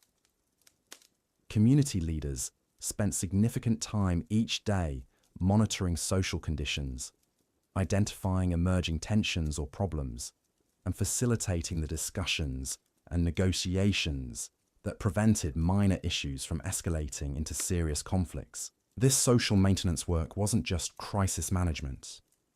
It was proactive community development that strengthened social bonds, improved cooperation, and enhanced the collective capabilities that allowed communities to address challenges and pursue opportunities effectively.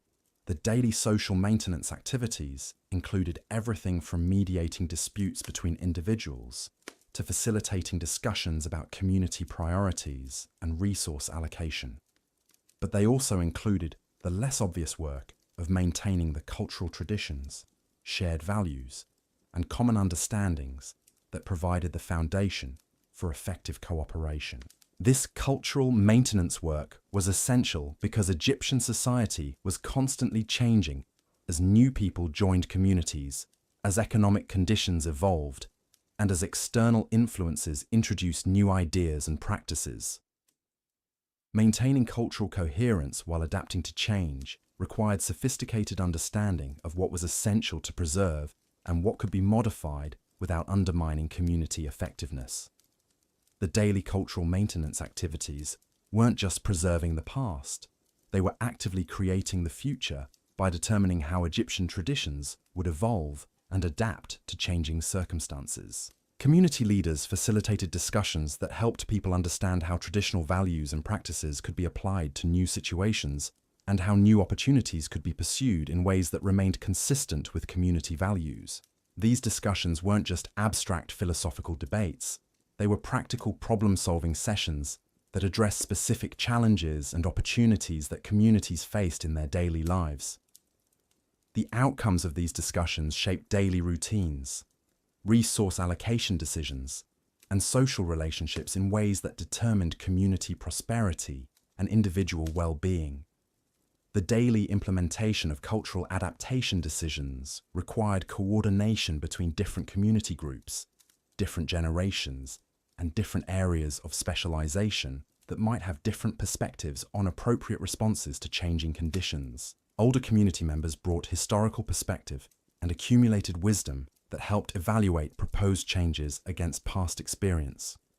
Younger members brought energy, new ideas, and different perspectives that helped communities avoid becoming trapped in outdated approaches. People with different specializations brought technical expertise that helped evaluate the practical implications of different adaptation strategies. The daily coordination of these different perspectives required meeting processes, discussion formats, and decision-making procedures that maximize the benefits of diversity while maintaining the unity and focus necessary for effective collective action. These coordination processes weren't just democratic participation, they were sophisticated organizational systems that optimize group intelligence and decision-making effectiveness. The meeting processes alone were masterpieces of organizational design that balanced efficiency with inclusiveness, ensuring that important decisions received adequate consideration without becoming bogged down in endless discussion that prevented timely action. Different types of decisions required different types of meetings, with different participation rules, different discussion formats, and different decision-making procedures. Routine operational decisions might be handled through quick consultations between directly affected parties, while strategic planning decisions might require extended community discussions that allowed for thorough exploration of alternatives and implications. Emergency decisions might bypass normal consultation processes, while including provisions for later review and adjustment based on broader community input. The daily management of these different decision-making processes required leadership skills that went far beyond simple authority or charisma. Effective community leaders understood how to facilitate productive discussions, how to help groups reach decisions that balance competing interests and values, and how to implement decisions in ways that maintained community support and cooperation. These leadership skills weren't just innate talents. They were learned capabilities that were developed through years of practice and mentoring by experienced leaders.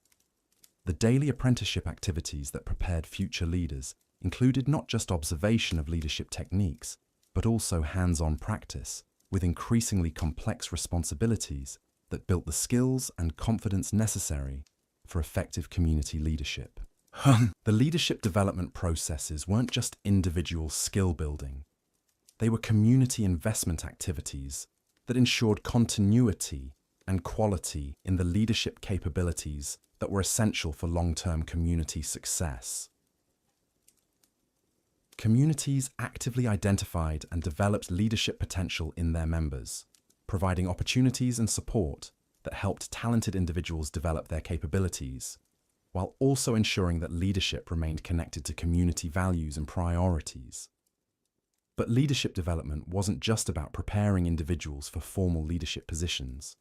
It was also about developing the distributed leadership capabilities that allowed communities to function effectively, even when formal leaders were unavailable, or when situations required rapid response that couldn't wait for centralized decision-making. The daily cultivation of distributed leadership capabilities created communities that were resilient, adaptable, and capable of addressing challenges and opportunities at multiple levels simultaneously.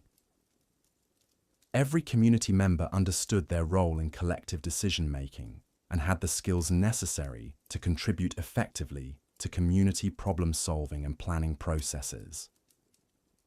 This distributed leadership capability was one of the key factors that allowed Egyptian civilization to maintain stability and effectiveness through centuries of changing conditions and challenges that might have overwhelmed more centralized or hierarchical societies. The daily reality of distributed leadership in Egyptian communities reveals just how far ahead of their time these people really were in understanding human organization and motivation.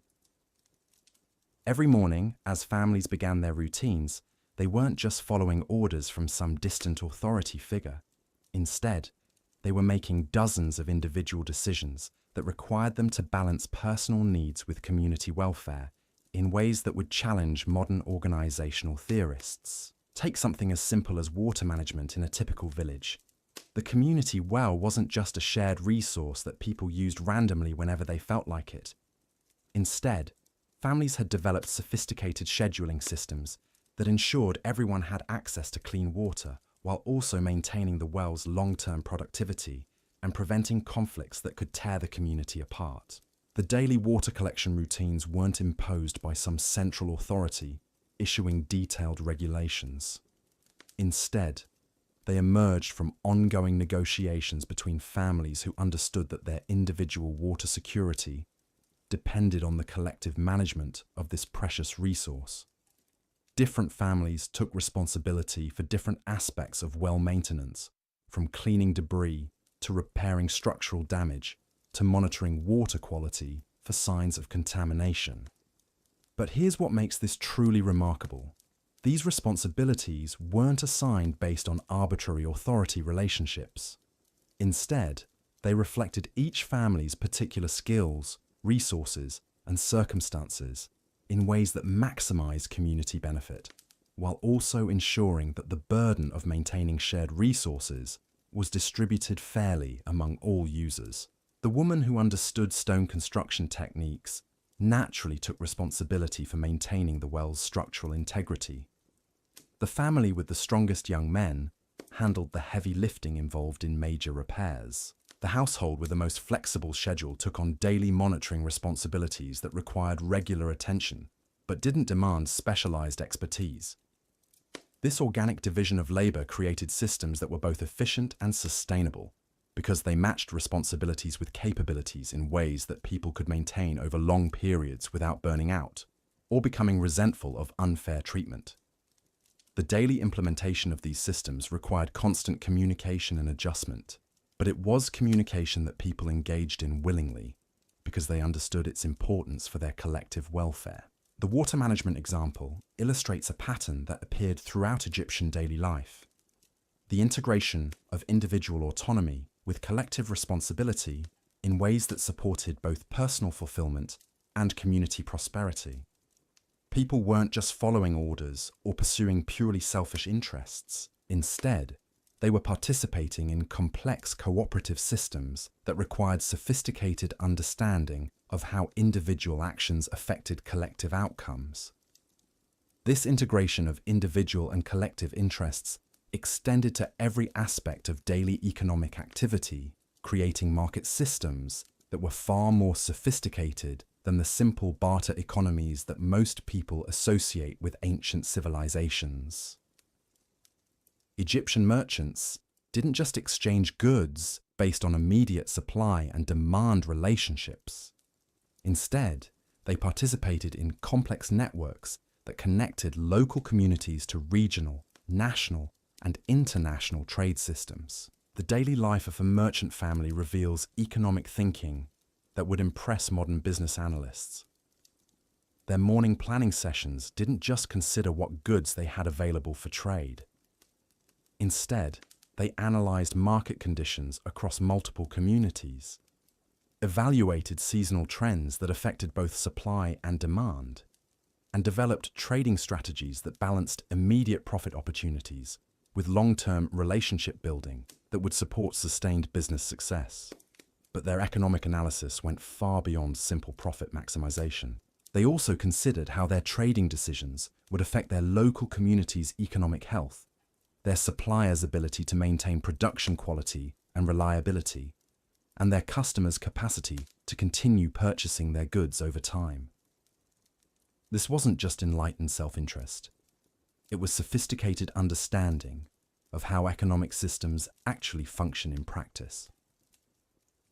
The record-keeping systems that supported these economic analyses were technological marvels that managed complex information without any of the computational tools we consider essential for business operations.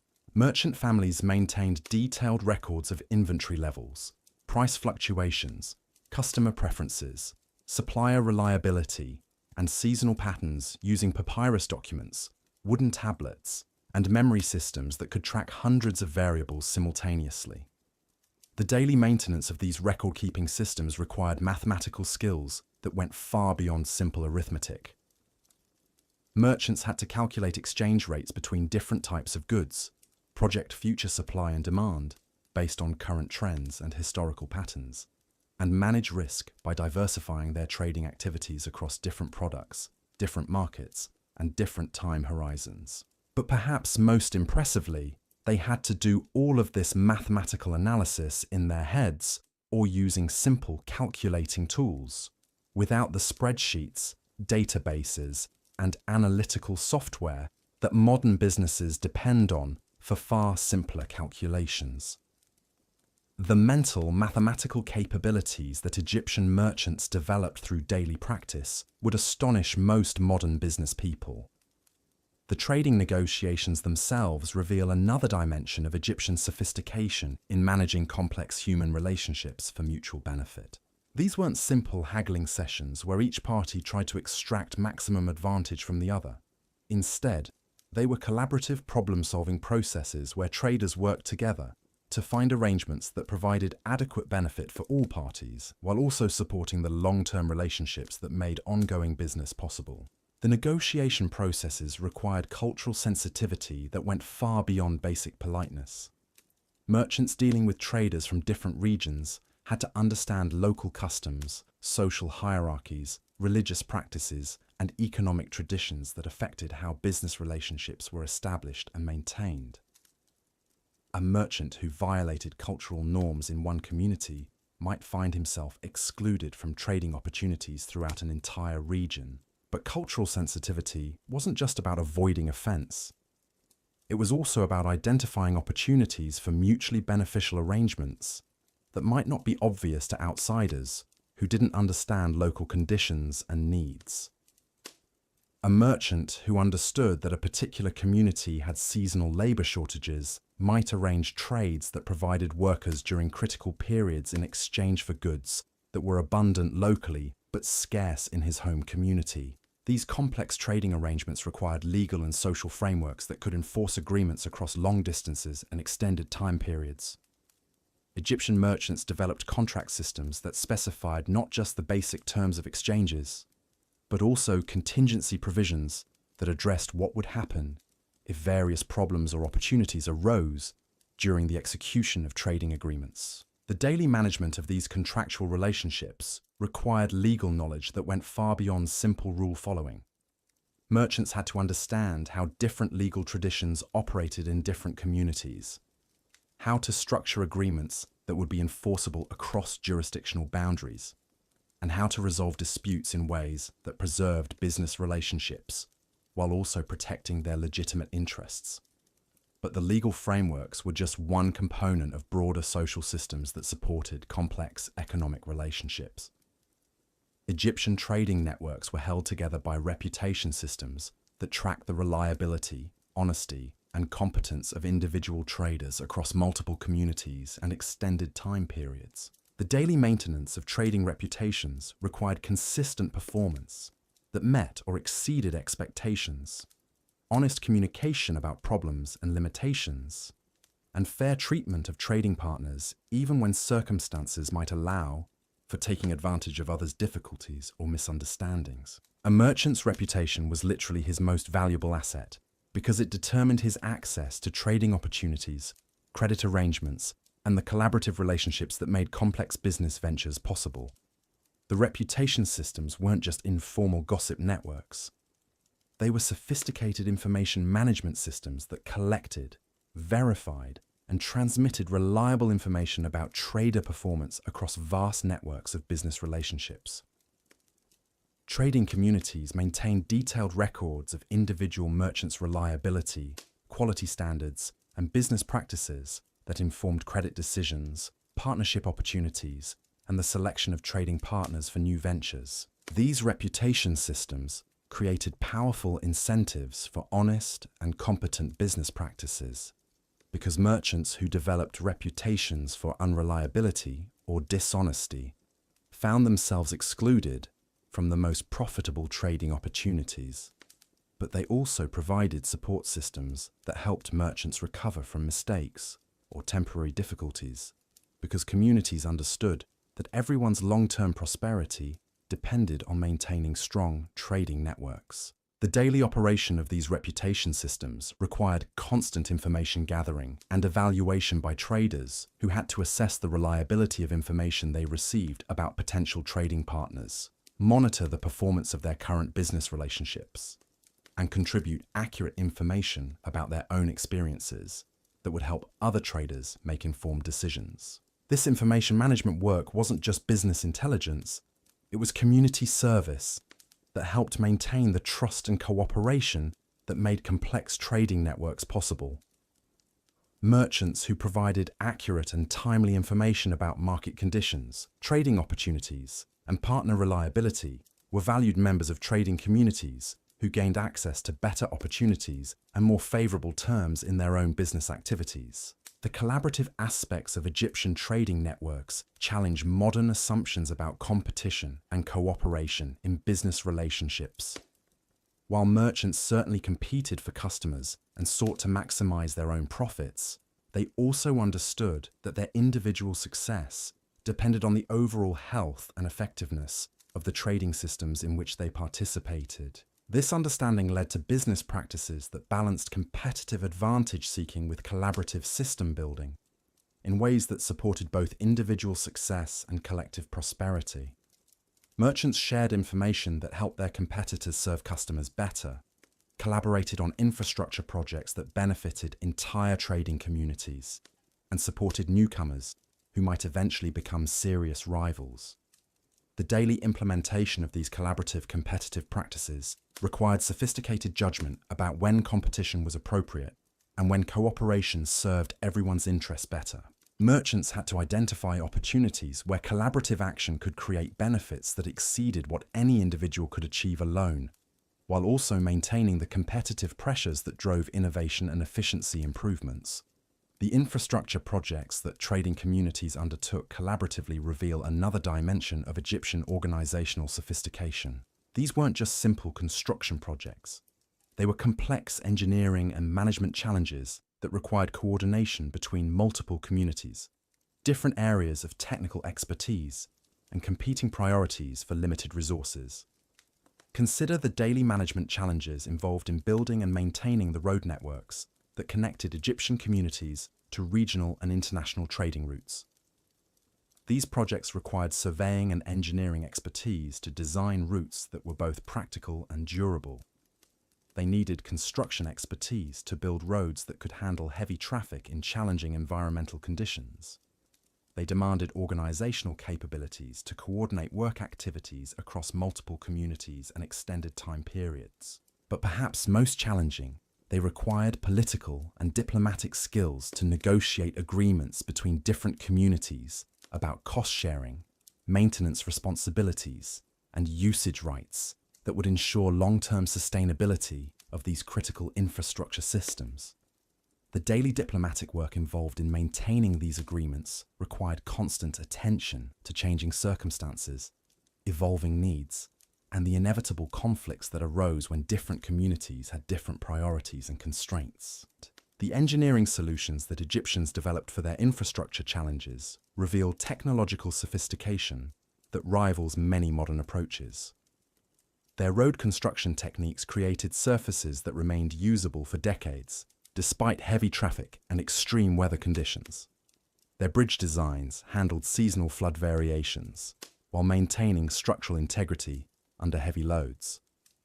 Their port facilities managed complex logistics requirements while protecting vessels and cargo from environmental hazards.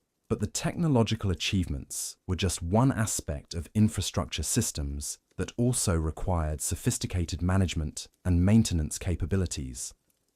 The daily operation of Egyptian ports involved coordinating the activities of merchants, boatmen, stevedores, customs officials, and security personnel in ways that maximized efficiency while maintaining safety and preventing conflicts between different user groups.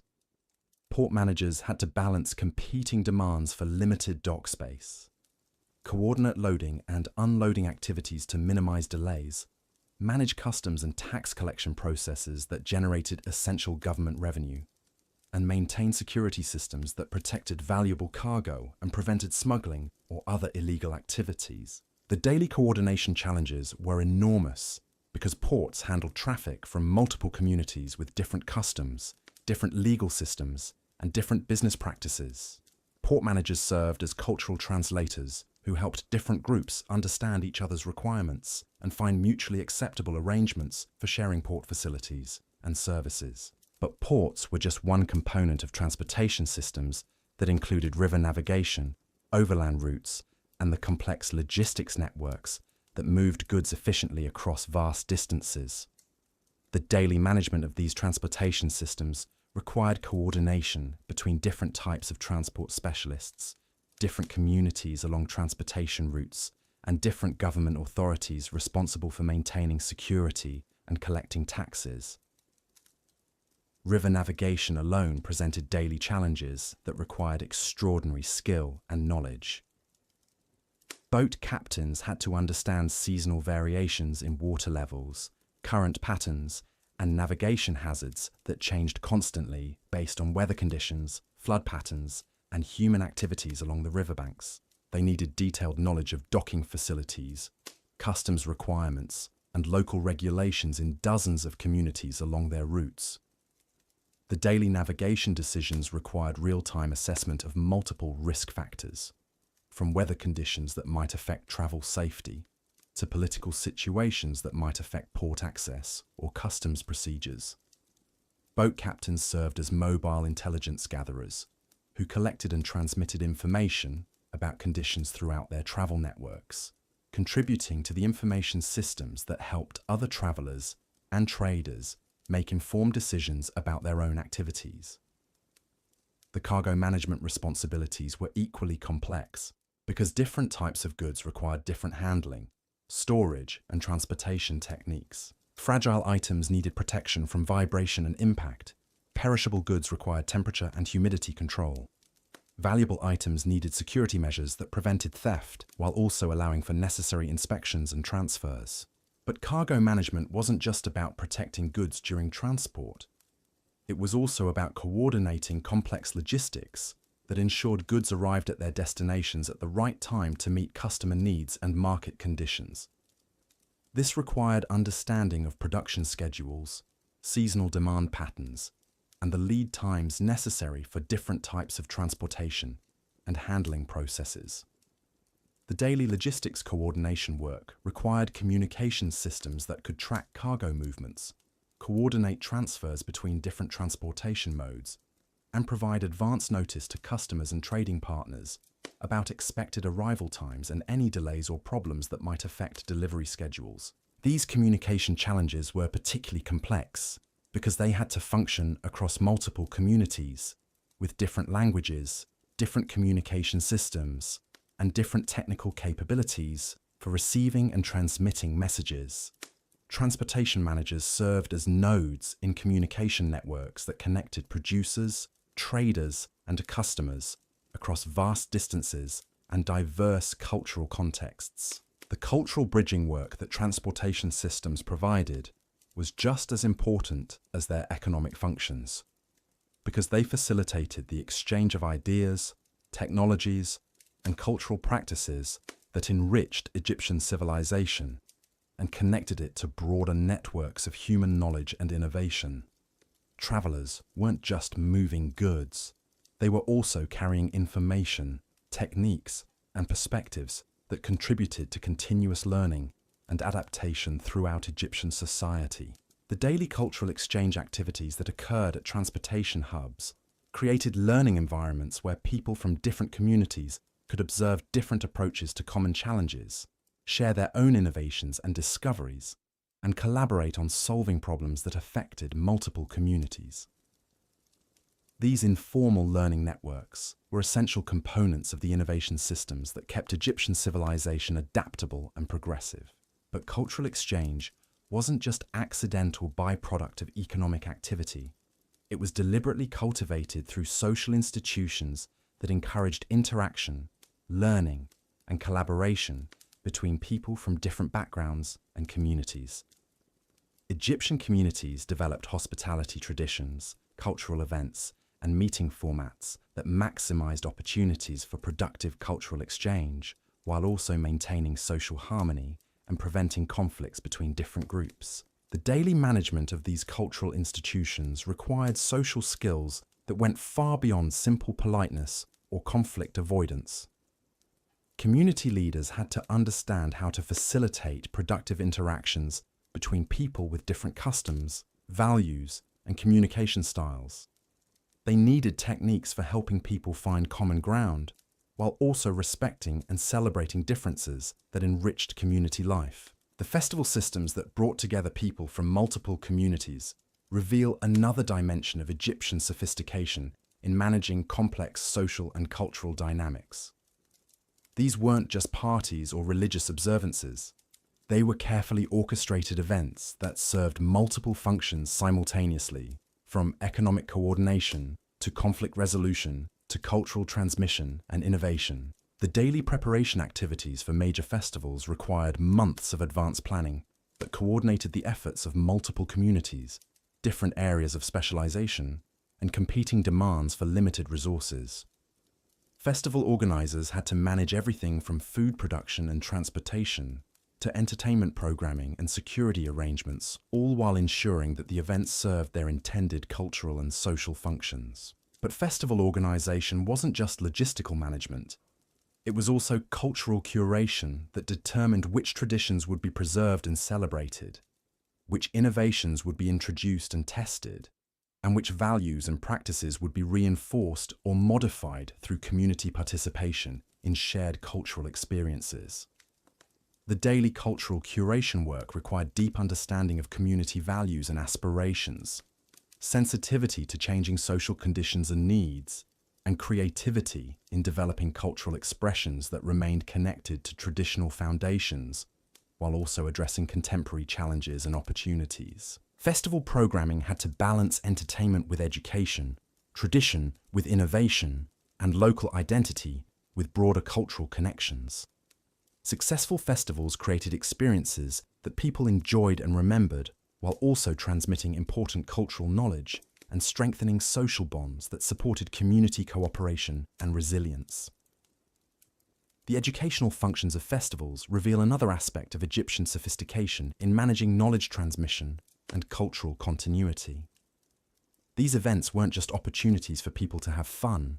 They were also intensive learning experiences that transmitted practical skills, cultural values, and social knowledge in ways that were both effective and enjoyable. Children learned about their cultural heritage through stories, songs, and dramatic performances that made abstract concepts concrete and memorable.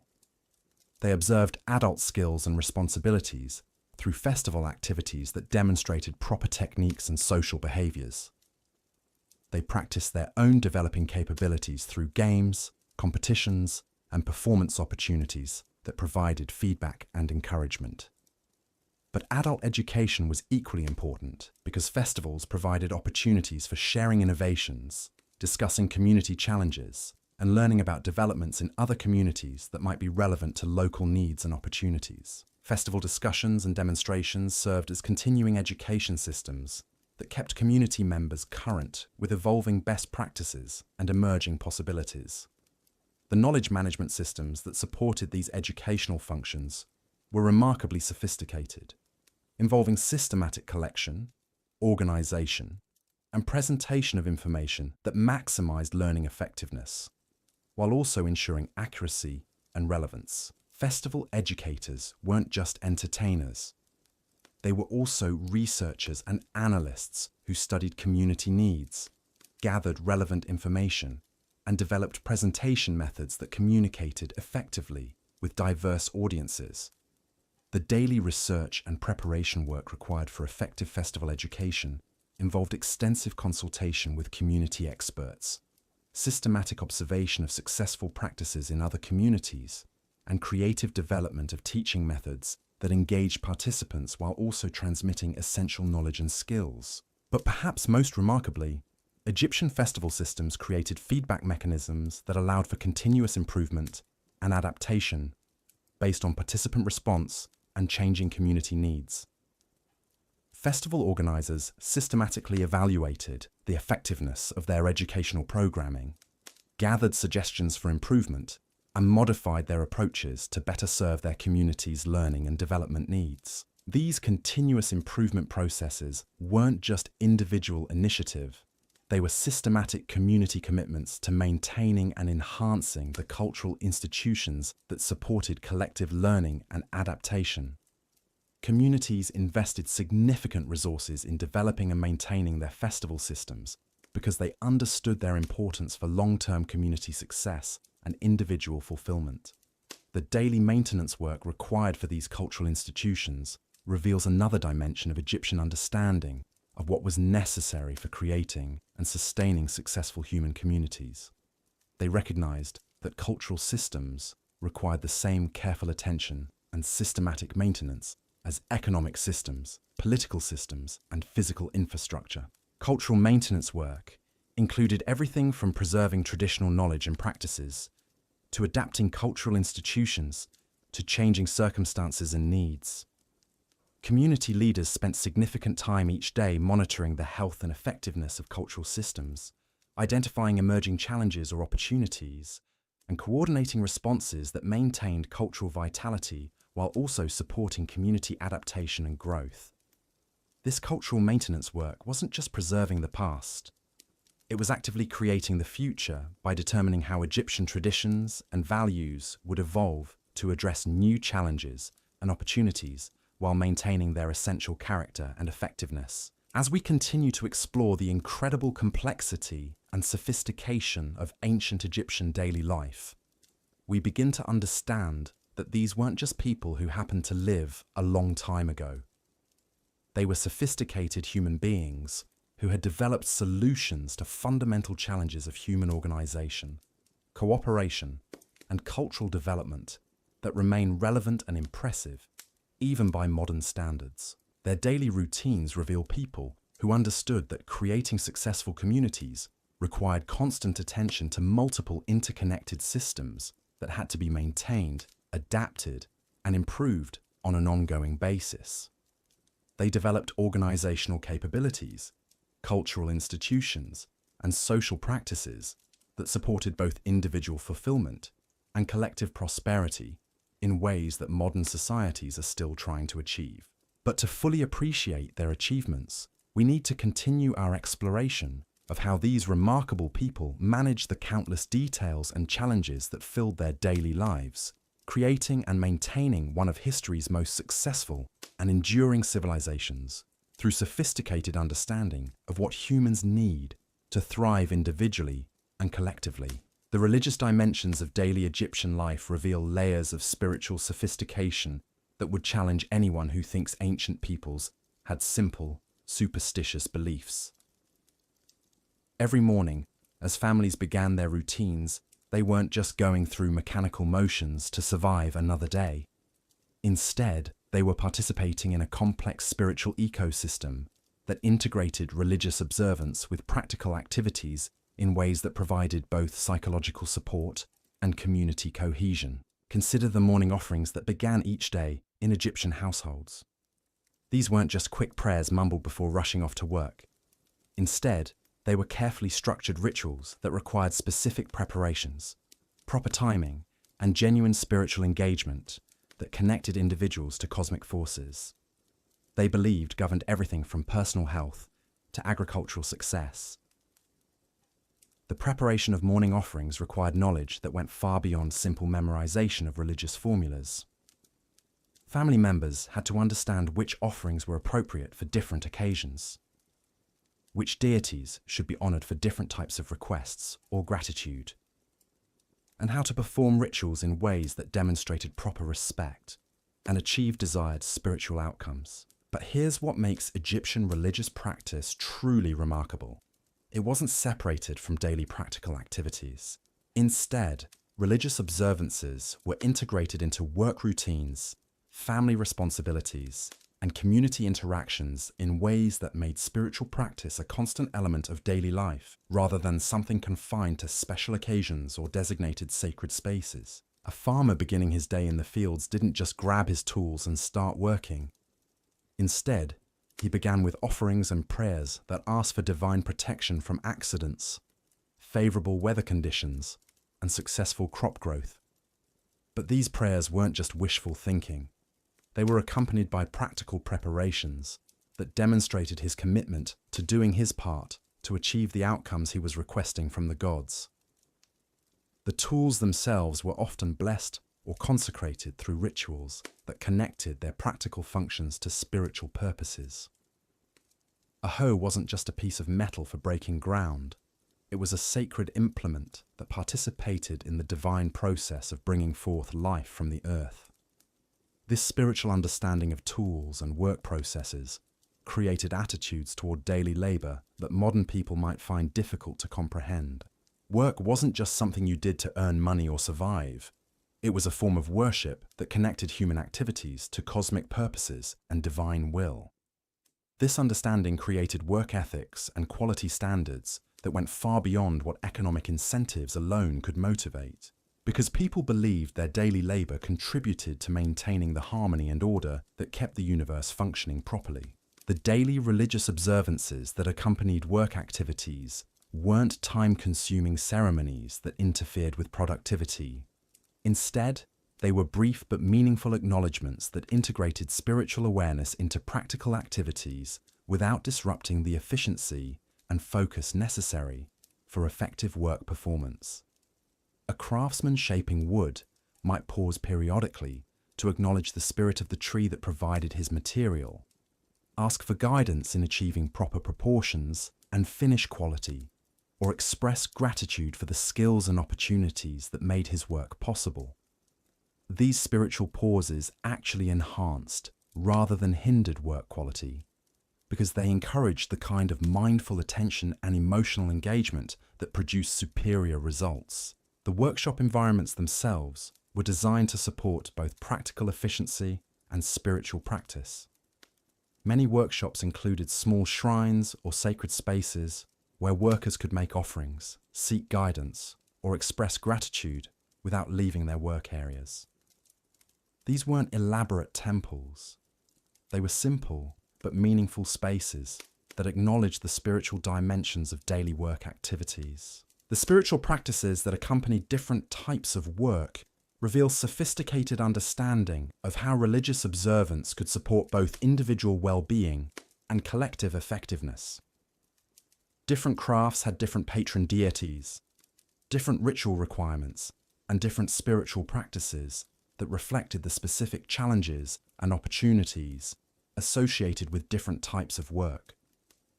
Metal workers, for example, worked with materials and processes that involved dramatic transformations that seemed almost magical to ancient peoples. The process of heating metal until it glowed, shaping it while hot and cooling it to create tools or decorative objects, required spiritual practices that acknowledged the mysterious forces involved in these transformations, while also asking for protection from the very real dangers of working with fire and molten metal. The daily spiritual practices of metalworkers included offerings to Ptah, the god of craftsmanship, but also to other deities associated with fire, transformation, and protection from harm. These practices weren't just insurance policies against accidents. They were also psychological preparation techniques that helped workers maintain the focus and confidence necessary for safe and effective work with dangerous materials and processes. Textile workers faced different spiritual challenges that required different types of religious support. Their work involved transforming raw plant or animal fibers into useful and beautiful fabrics through processes that required patience, skill, and attention to detail over extended periods. The spiritual practices associated with textile work emphasize persistence, creativity, and the kind of meditative focus that could sustain high-quality work through long, repetitive processes. The daily religious observances of textile workers included prayers for steady hands, clear vision, and the creative inspiration necessary for developing beautiful and functional fabric designs. But they also included gratitude practices that acknowledged the plants and animals that provided their raw materials, and requests for blessings on the people who would eventually use the fabrics they were creating. This awareness of the broader purposes and connections of their work created meaning and satisfaction that went far beyond simple economic compensation. Textile workers understood that their daily labor contributed to clothing families, decorating homes, and creating the material culture that supported community life and individual dignity. The spiritual practices associated with food preparation and storage reveal another dimension of Egyptian religious sophistication. Food wasn't just fuel for physical bodies, it was also spiritual nourishment that connected people to the divine forces that governed fertility, growth, and abundance. The daily activities involved in growing, preparing, and sharing food were opportunities for spiritual practice that acknowledged these divine connections, while also expressing gratitude for the sustenance that made life possible. Women who specialized in food preparation often began their daily work with prayers and offerings that asked for guidance in creating nourishing and delicious meals, protection from foodborne illnesses, and blessings on the families and communities who would share the food they prepared. These prayers weren't just routine formalities. They were genuine expressions of spiritual understanding about the sacred nature of feeding others. The cooking processes themselves incorporated spiritual practices that enhanced both food quality and spiritual significance. Certain ingredients were added with specific prayers or intentions. Cooking fires were lit with acknowledgement of the sacred nature of the transformative power of heat. Food storage involved rituals that asked for divine protection from spoilage and contamination. But perhaps most importantly, food sharing was understood as a spiritual practice that created and strengthened community bonds, while also honoring the divine generosity that made abundance possible. Family meals weren't just occasions for consuming nutrition. They were spiritual celebrations that acknowledged the many sources of blessing that made shared abundance possible. The daily religious practices associated with child-rearing reveal Egyptian understanding of the spiritual dimensions of family life and community development. Children weren't just economic assets or sources of emotional satisfaction. They were also spiritual beings whose proper development required religious guidance and divine protection that complemented parental care and community support. The daily spiritual practices of parents included prayers for their children's health, safety, and proper development, but also for wisdom in providing appropriate guidance and discipline. Parenting was understood as a spiritual responsibility that required divine support and guidance, because raising children properly affected not just individual families, but also the future well-being of entire communities. Children themselves participated in daily religious practices that were appropriate for their developmental stages and gradually prepared them for the adult spiritual responsibilities they would eventually assume. These weren't just formal religious education sessions. They were integrated learning experiences that taught spiritual concepts through participation in family and community religious activities. Young children learned prayers and simple rituals by observing and gradually participating in family religious practices. As they grew older, they took on more complex responsibilities that required greater understanding of religious principles and more sophisticated spiritual practices. By adulthood, they possessed the religious knowledge and spiritual disciplines necessary for maintaining their own spiritual practices, while also contributing to community religious life. The educational aspects of Egyptian religious practice reveal sophisticated understanding of how spiritual development could support both individual fulfillment and community effectiveness. Religious education wasn't just memorization of prayers and rituals. It was character development that taught values, attitudes, and behavioral patterns that supported both personal well-being and social cooperation. Daily religious practices taught patience through rituals that required careful preparation and sustained attention. They taught gratitude through acknowledgement of the many sources of blessing that made daily life possible. They taught humility through recognition of human dependence on divine guidance and support. They taught responsibility through understanding of how individual actions affected both personal spiritual development and community well-being. But perhaps most importantly, daily religious practices taught systems thinking that helped people understand how their individual activities connected to larger patterns of meaning and purpose. Religious observances weren't just personal spiritual exercises. They were also educational experiences that taught about cosmic order, social responsibility, and the interconnections that linked individual actions to collective outcomes. The seasonal variations in Egyptian religious practices reveal another dimension of spiritual sophistication that integrated religious observance with natural cycles and community activities. Different times of year brought different spiritual opportunities and responsibilities that reflected changing environmental conditions, agricultural activities, and community needs. During flood season, when the Nile inundated the farmlands and outdoor work was limited, religious practices emphasized reflection, planning, and preparation for the intensive activities that would follow when the waters receded. This was a time for spiritual renewal that prepared individuals and communities for the challenges and opportunities of the coming agricultural cycle. The daily religious practices during flood season included extended meditation periods, intensive study of religious texts and traditions, and community discussions about spiritual and practical preparations for the year ahead. These weren't just ways to pass time during forced inactivity. They were essential spiritual work that built the individual and collective resources necessary for success in the demanding periods that followed. Planting season brought different spiritual emphases that reflected the hope, anxiety, and intensive activity associated with beginning new agricultural cycles.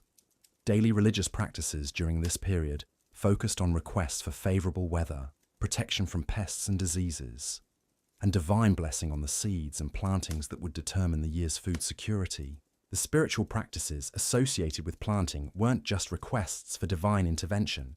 They were also psychological preparation techniques that helped farmers maintain the confidence and persistence necessary for effective work, despite the uncertainties and challenges they faced.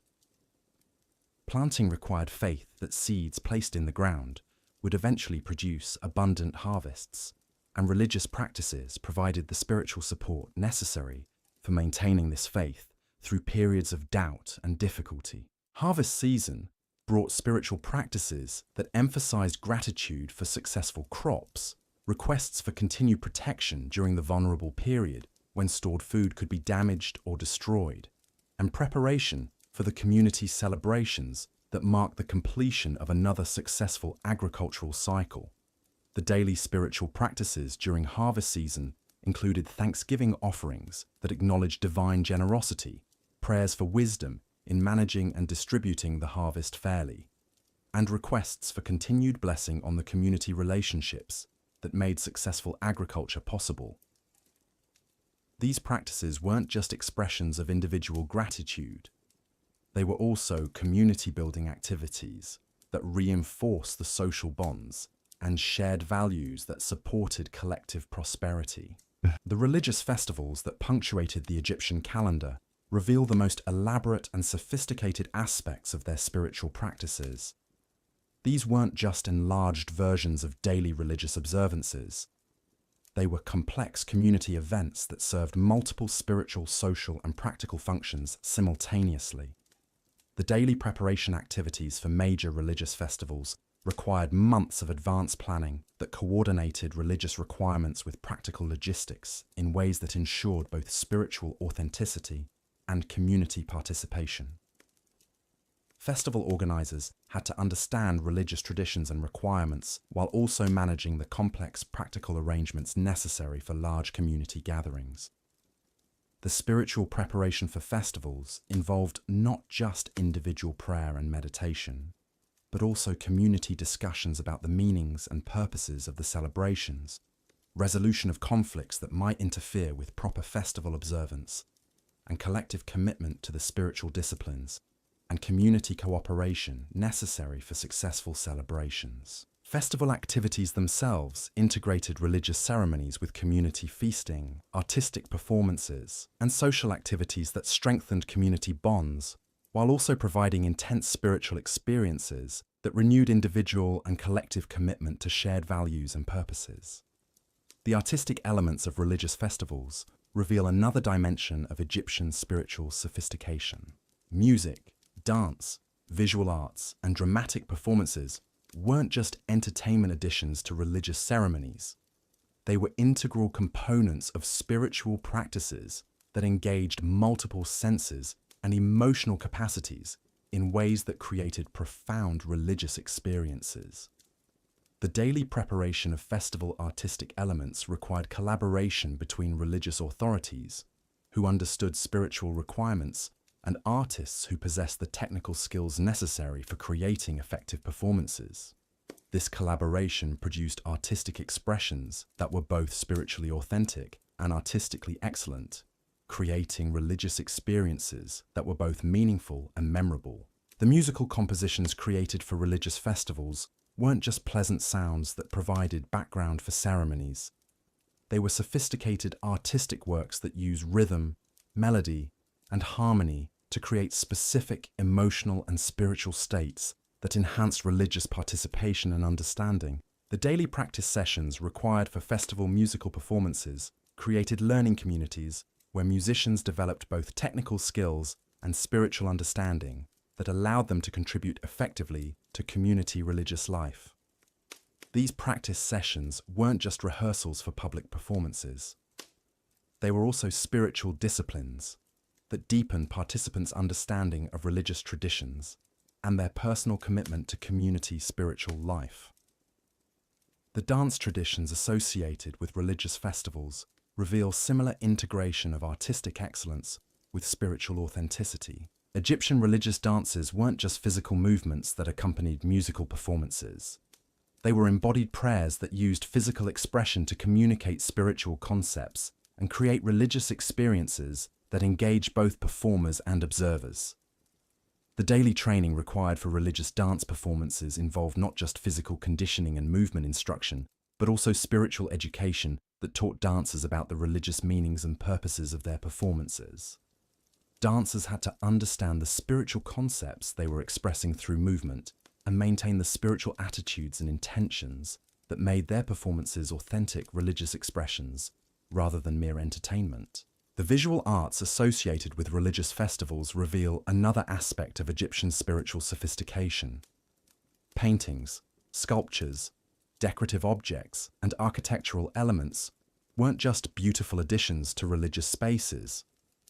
They were spiritual technologies that used visual imagery to communicate religious concepts, create sacred atmospheres, and support spiritual practices. The daily work of creating religious art required artists who combined technical excellence with spiritual understanding in ways that produced works that were both artistically impressive and spiritually effective.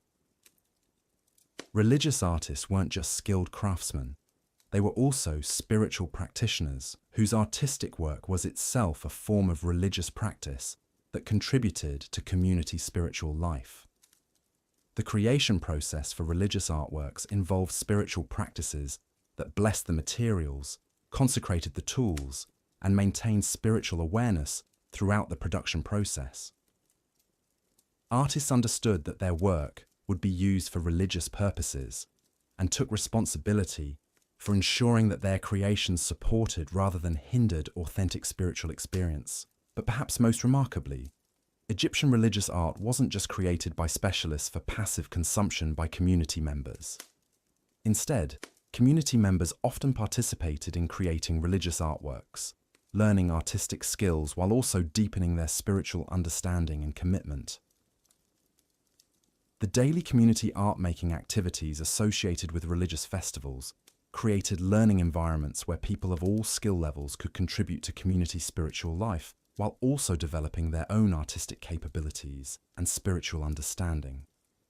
These activities weren't just craft projects, they were spiritual practices that strengthened both individual development and community bonds. The religious education systems that supported these complex spiritual practices reveal Egyptian understanding of how spiritual knowledge and practices could be transmitted effectively across generations and social groups. Religious education wasn't just formal instruction provided by specialized religious authorities.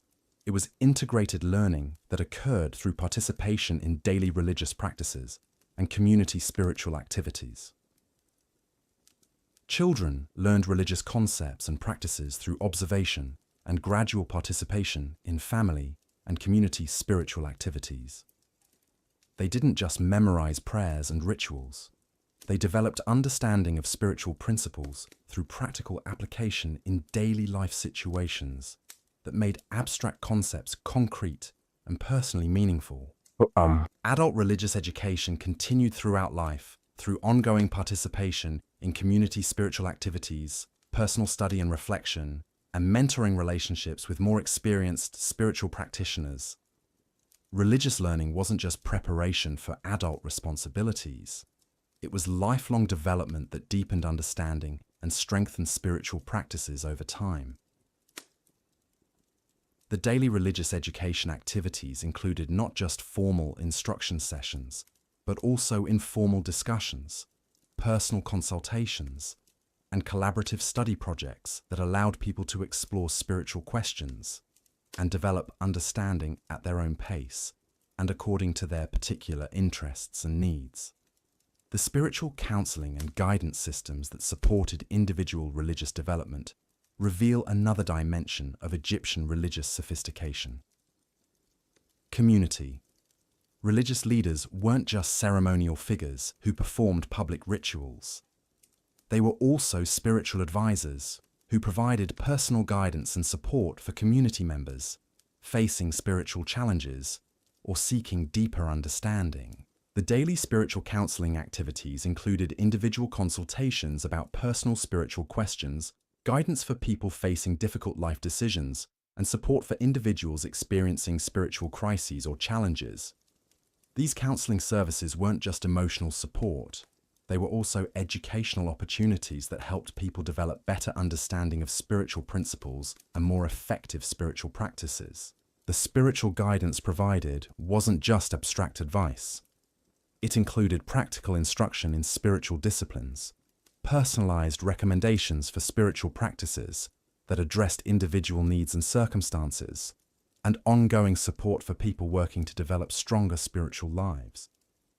But perhaps most importantly, Egyptian spiritual counseling emphasized empowerment rather than dependence, teaching people to develop their own spiritual understanding and practices, rather than relying entirely on external religious authorities for spiritual guidance and support. The integration of Egyptian religious practices with daily practical activities created spiritual lives that were both deeply meaningful and thoroughly practical. Religious observance wasn't something that interfered with daily responsibilities. It was something that enhanced and supported effective performance of daily activities, while also providing the spiritual nourishment and community connection that made daily life fulfilling and meaningful. This integration of spiritual and practical life created individuals who were both spiritually developed and practically competent, communities that were both religiously observant and economically productive, and a civilization that was both spiritually sophisticated and materially successful.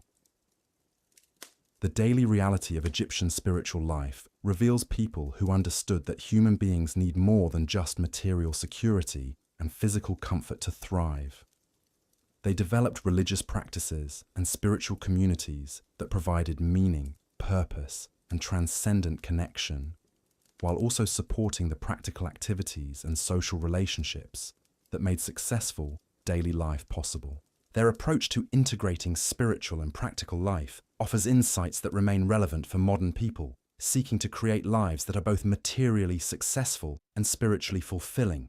both individually satisfying and socially beneficial. As we continue to explore the remarkable sophistication of ancient Egyptian daily life, we see that their spiritual practices weren't just add-ons to practical activities.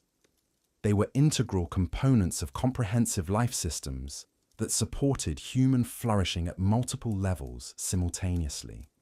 The healthcare systems that supported Egyptian daily life reveal another dimension of their sophisticated understanding of human needs and effective community organization.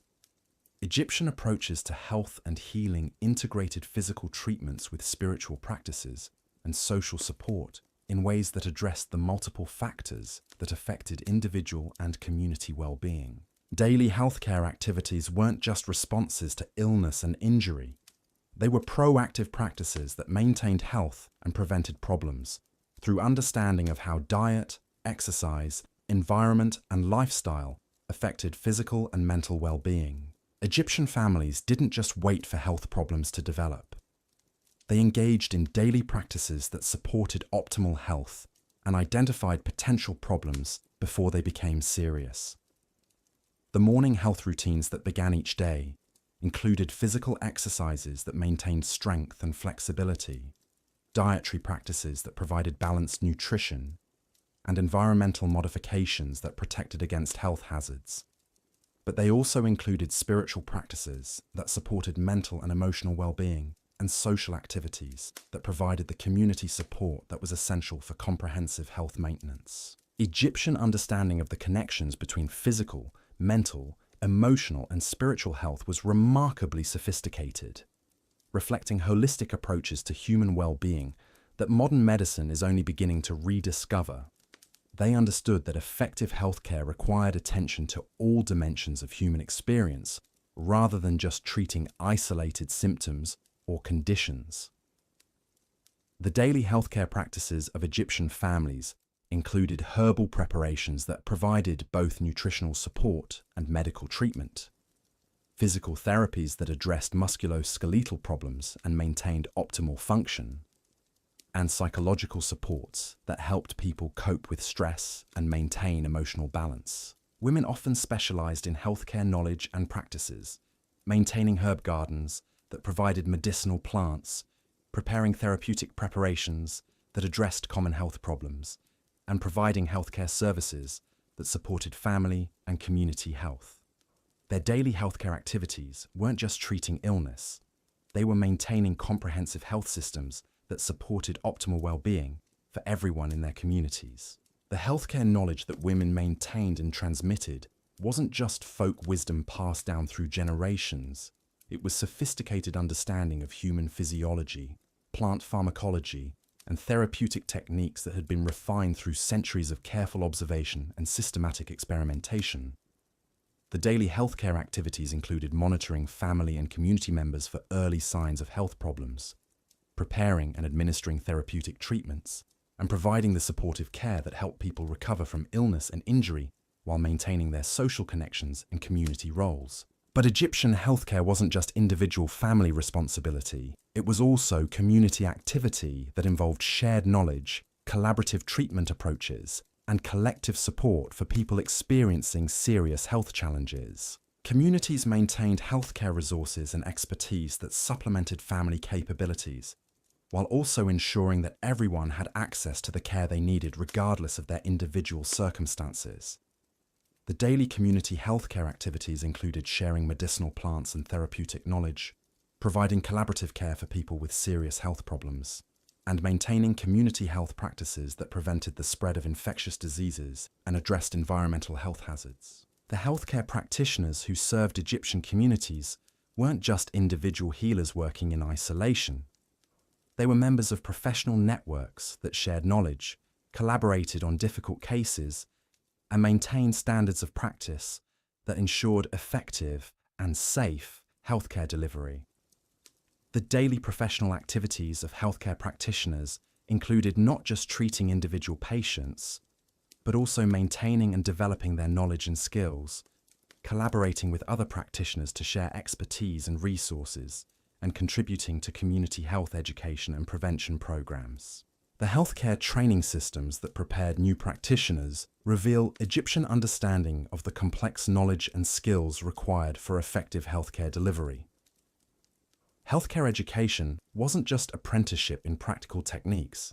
It was comprehensive education that included understanding of human anatomy and physiology, knowledge of therapeutic plants and preparations, and development of the diagnostic and treatment skills necessary for effective practice. The daily healthcare education activities included both formal instruction and practical experience that gradually prepared students for independent practice while also ensuring that they understood the ethical responsibilities and community obligations that came with healthcare expertise.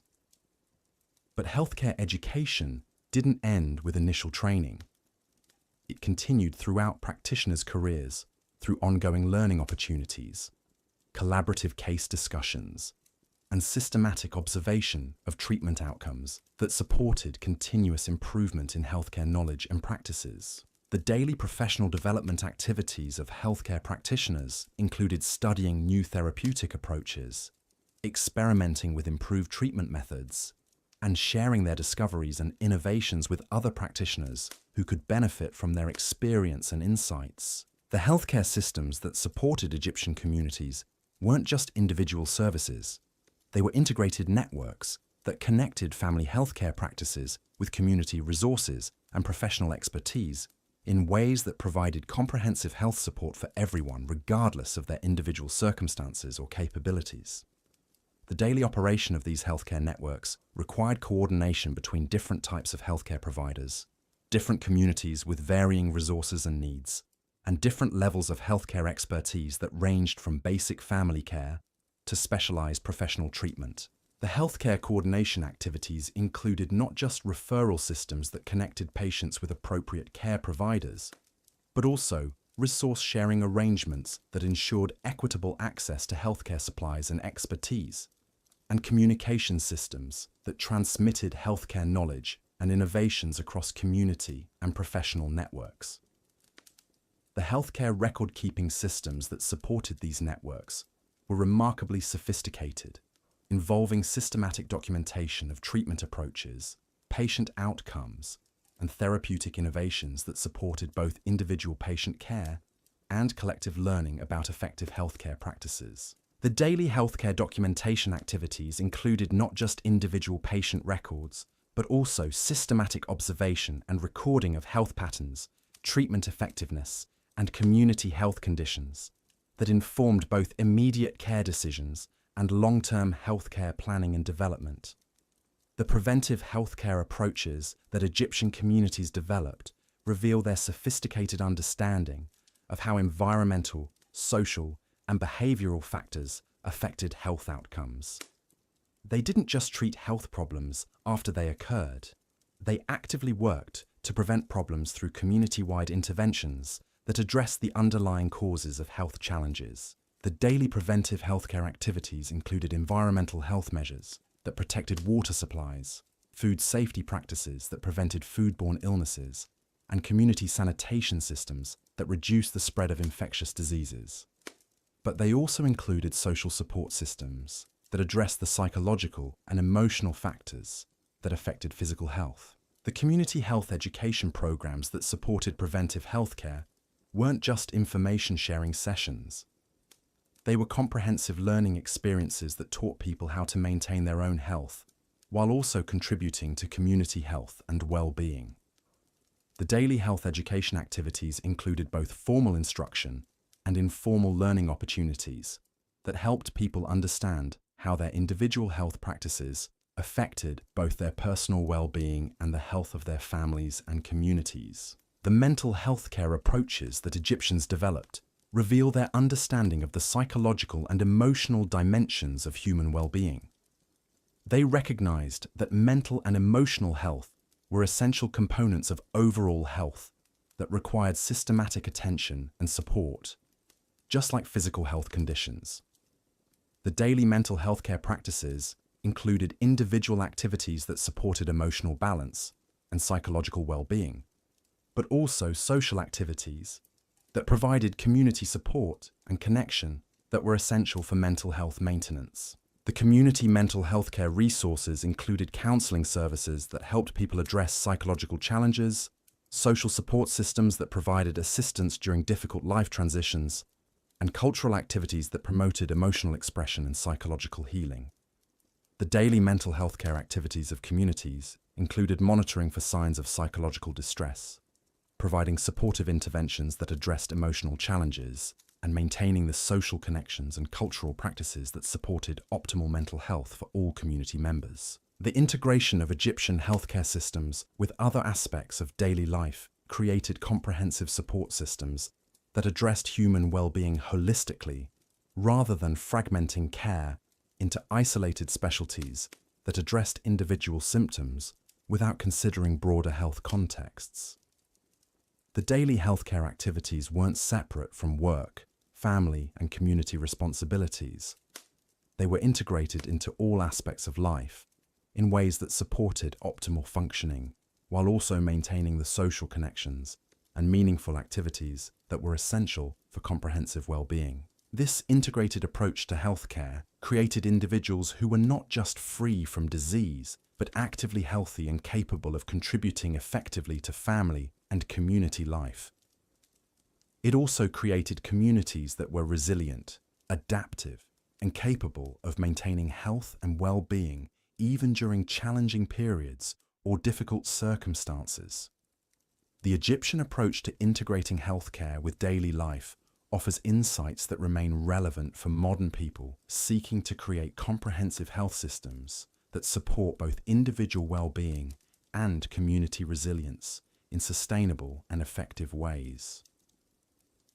But healthcare was just one component of broader social support systems that addressed the full range of human needs and challenges that affected individual and community well-being. Egyptian communities developed comprehensive social safety nets that provided assistance and support for people experiencing various types of difficulties, while also maintaining the social cohesion and mutual responsibility that made these support systems sustainable over long periods.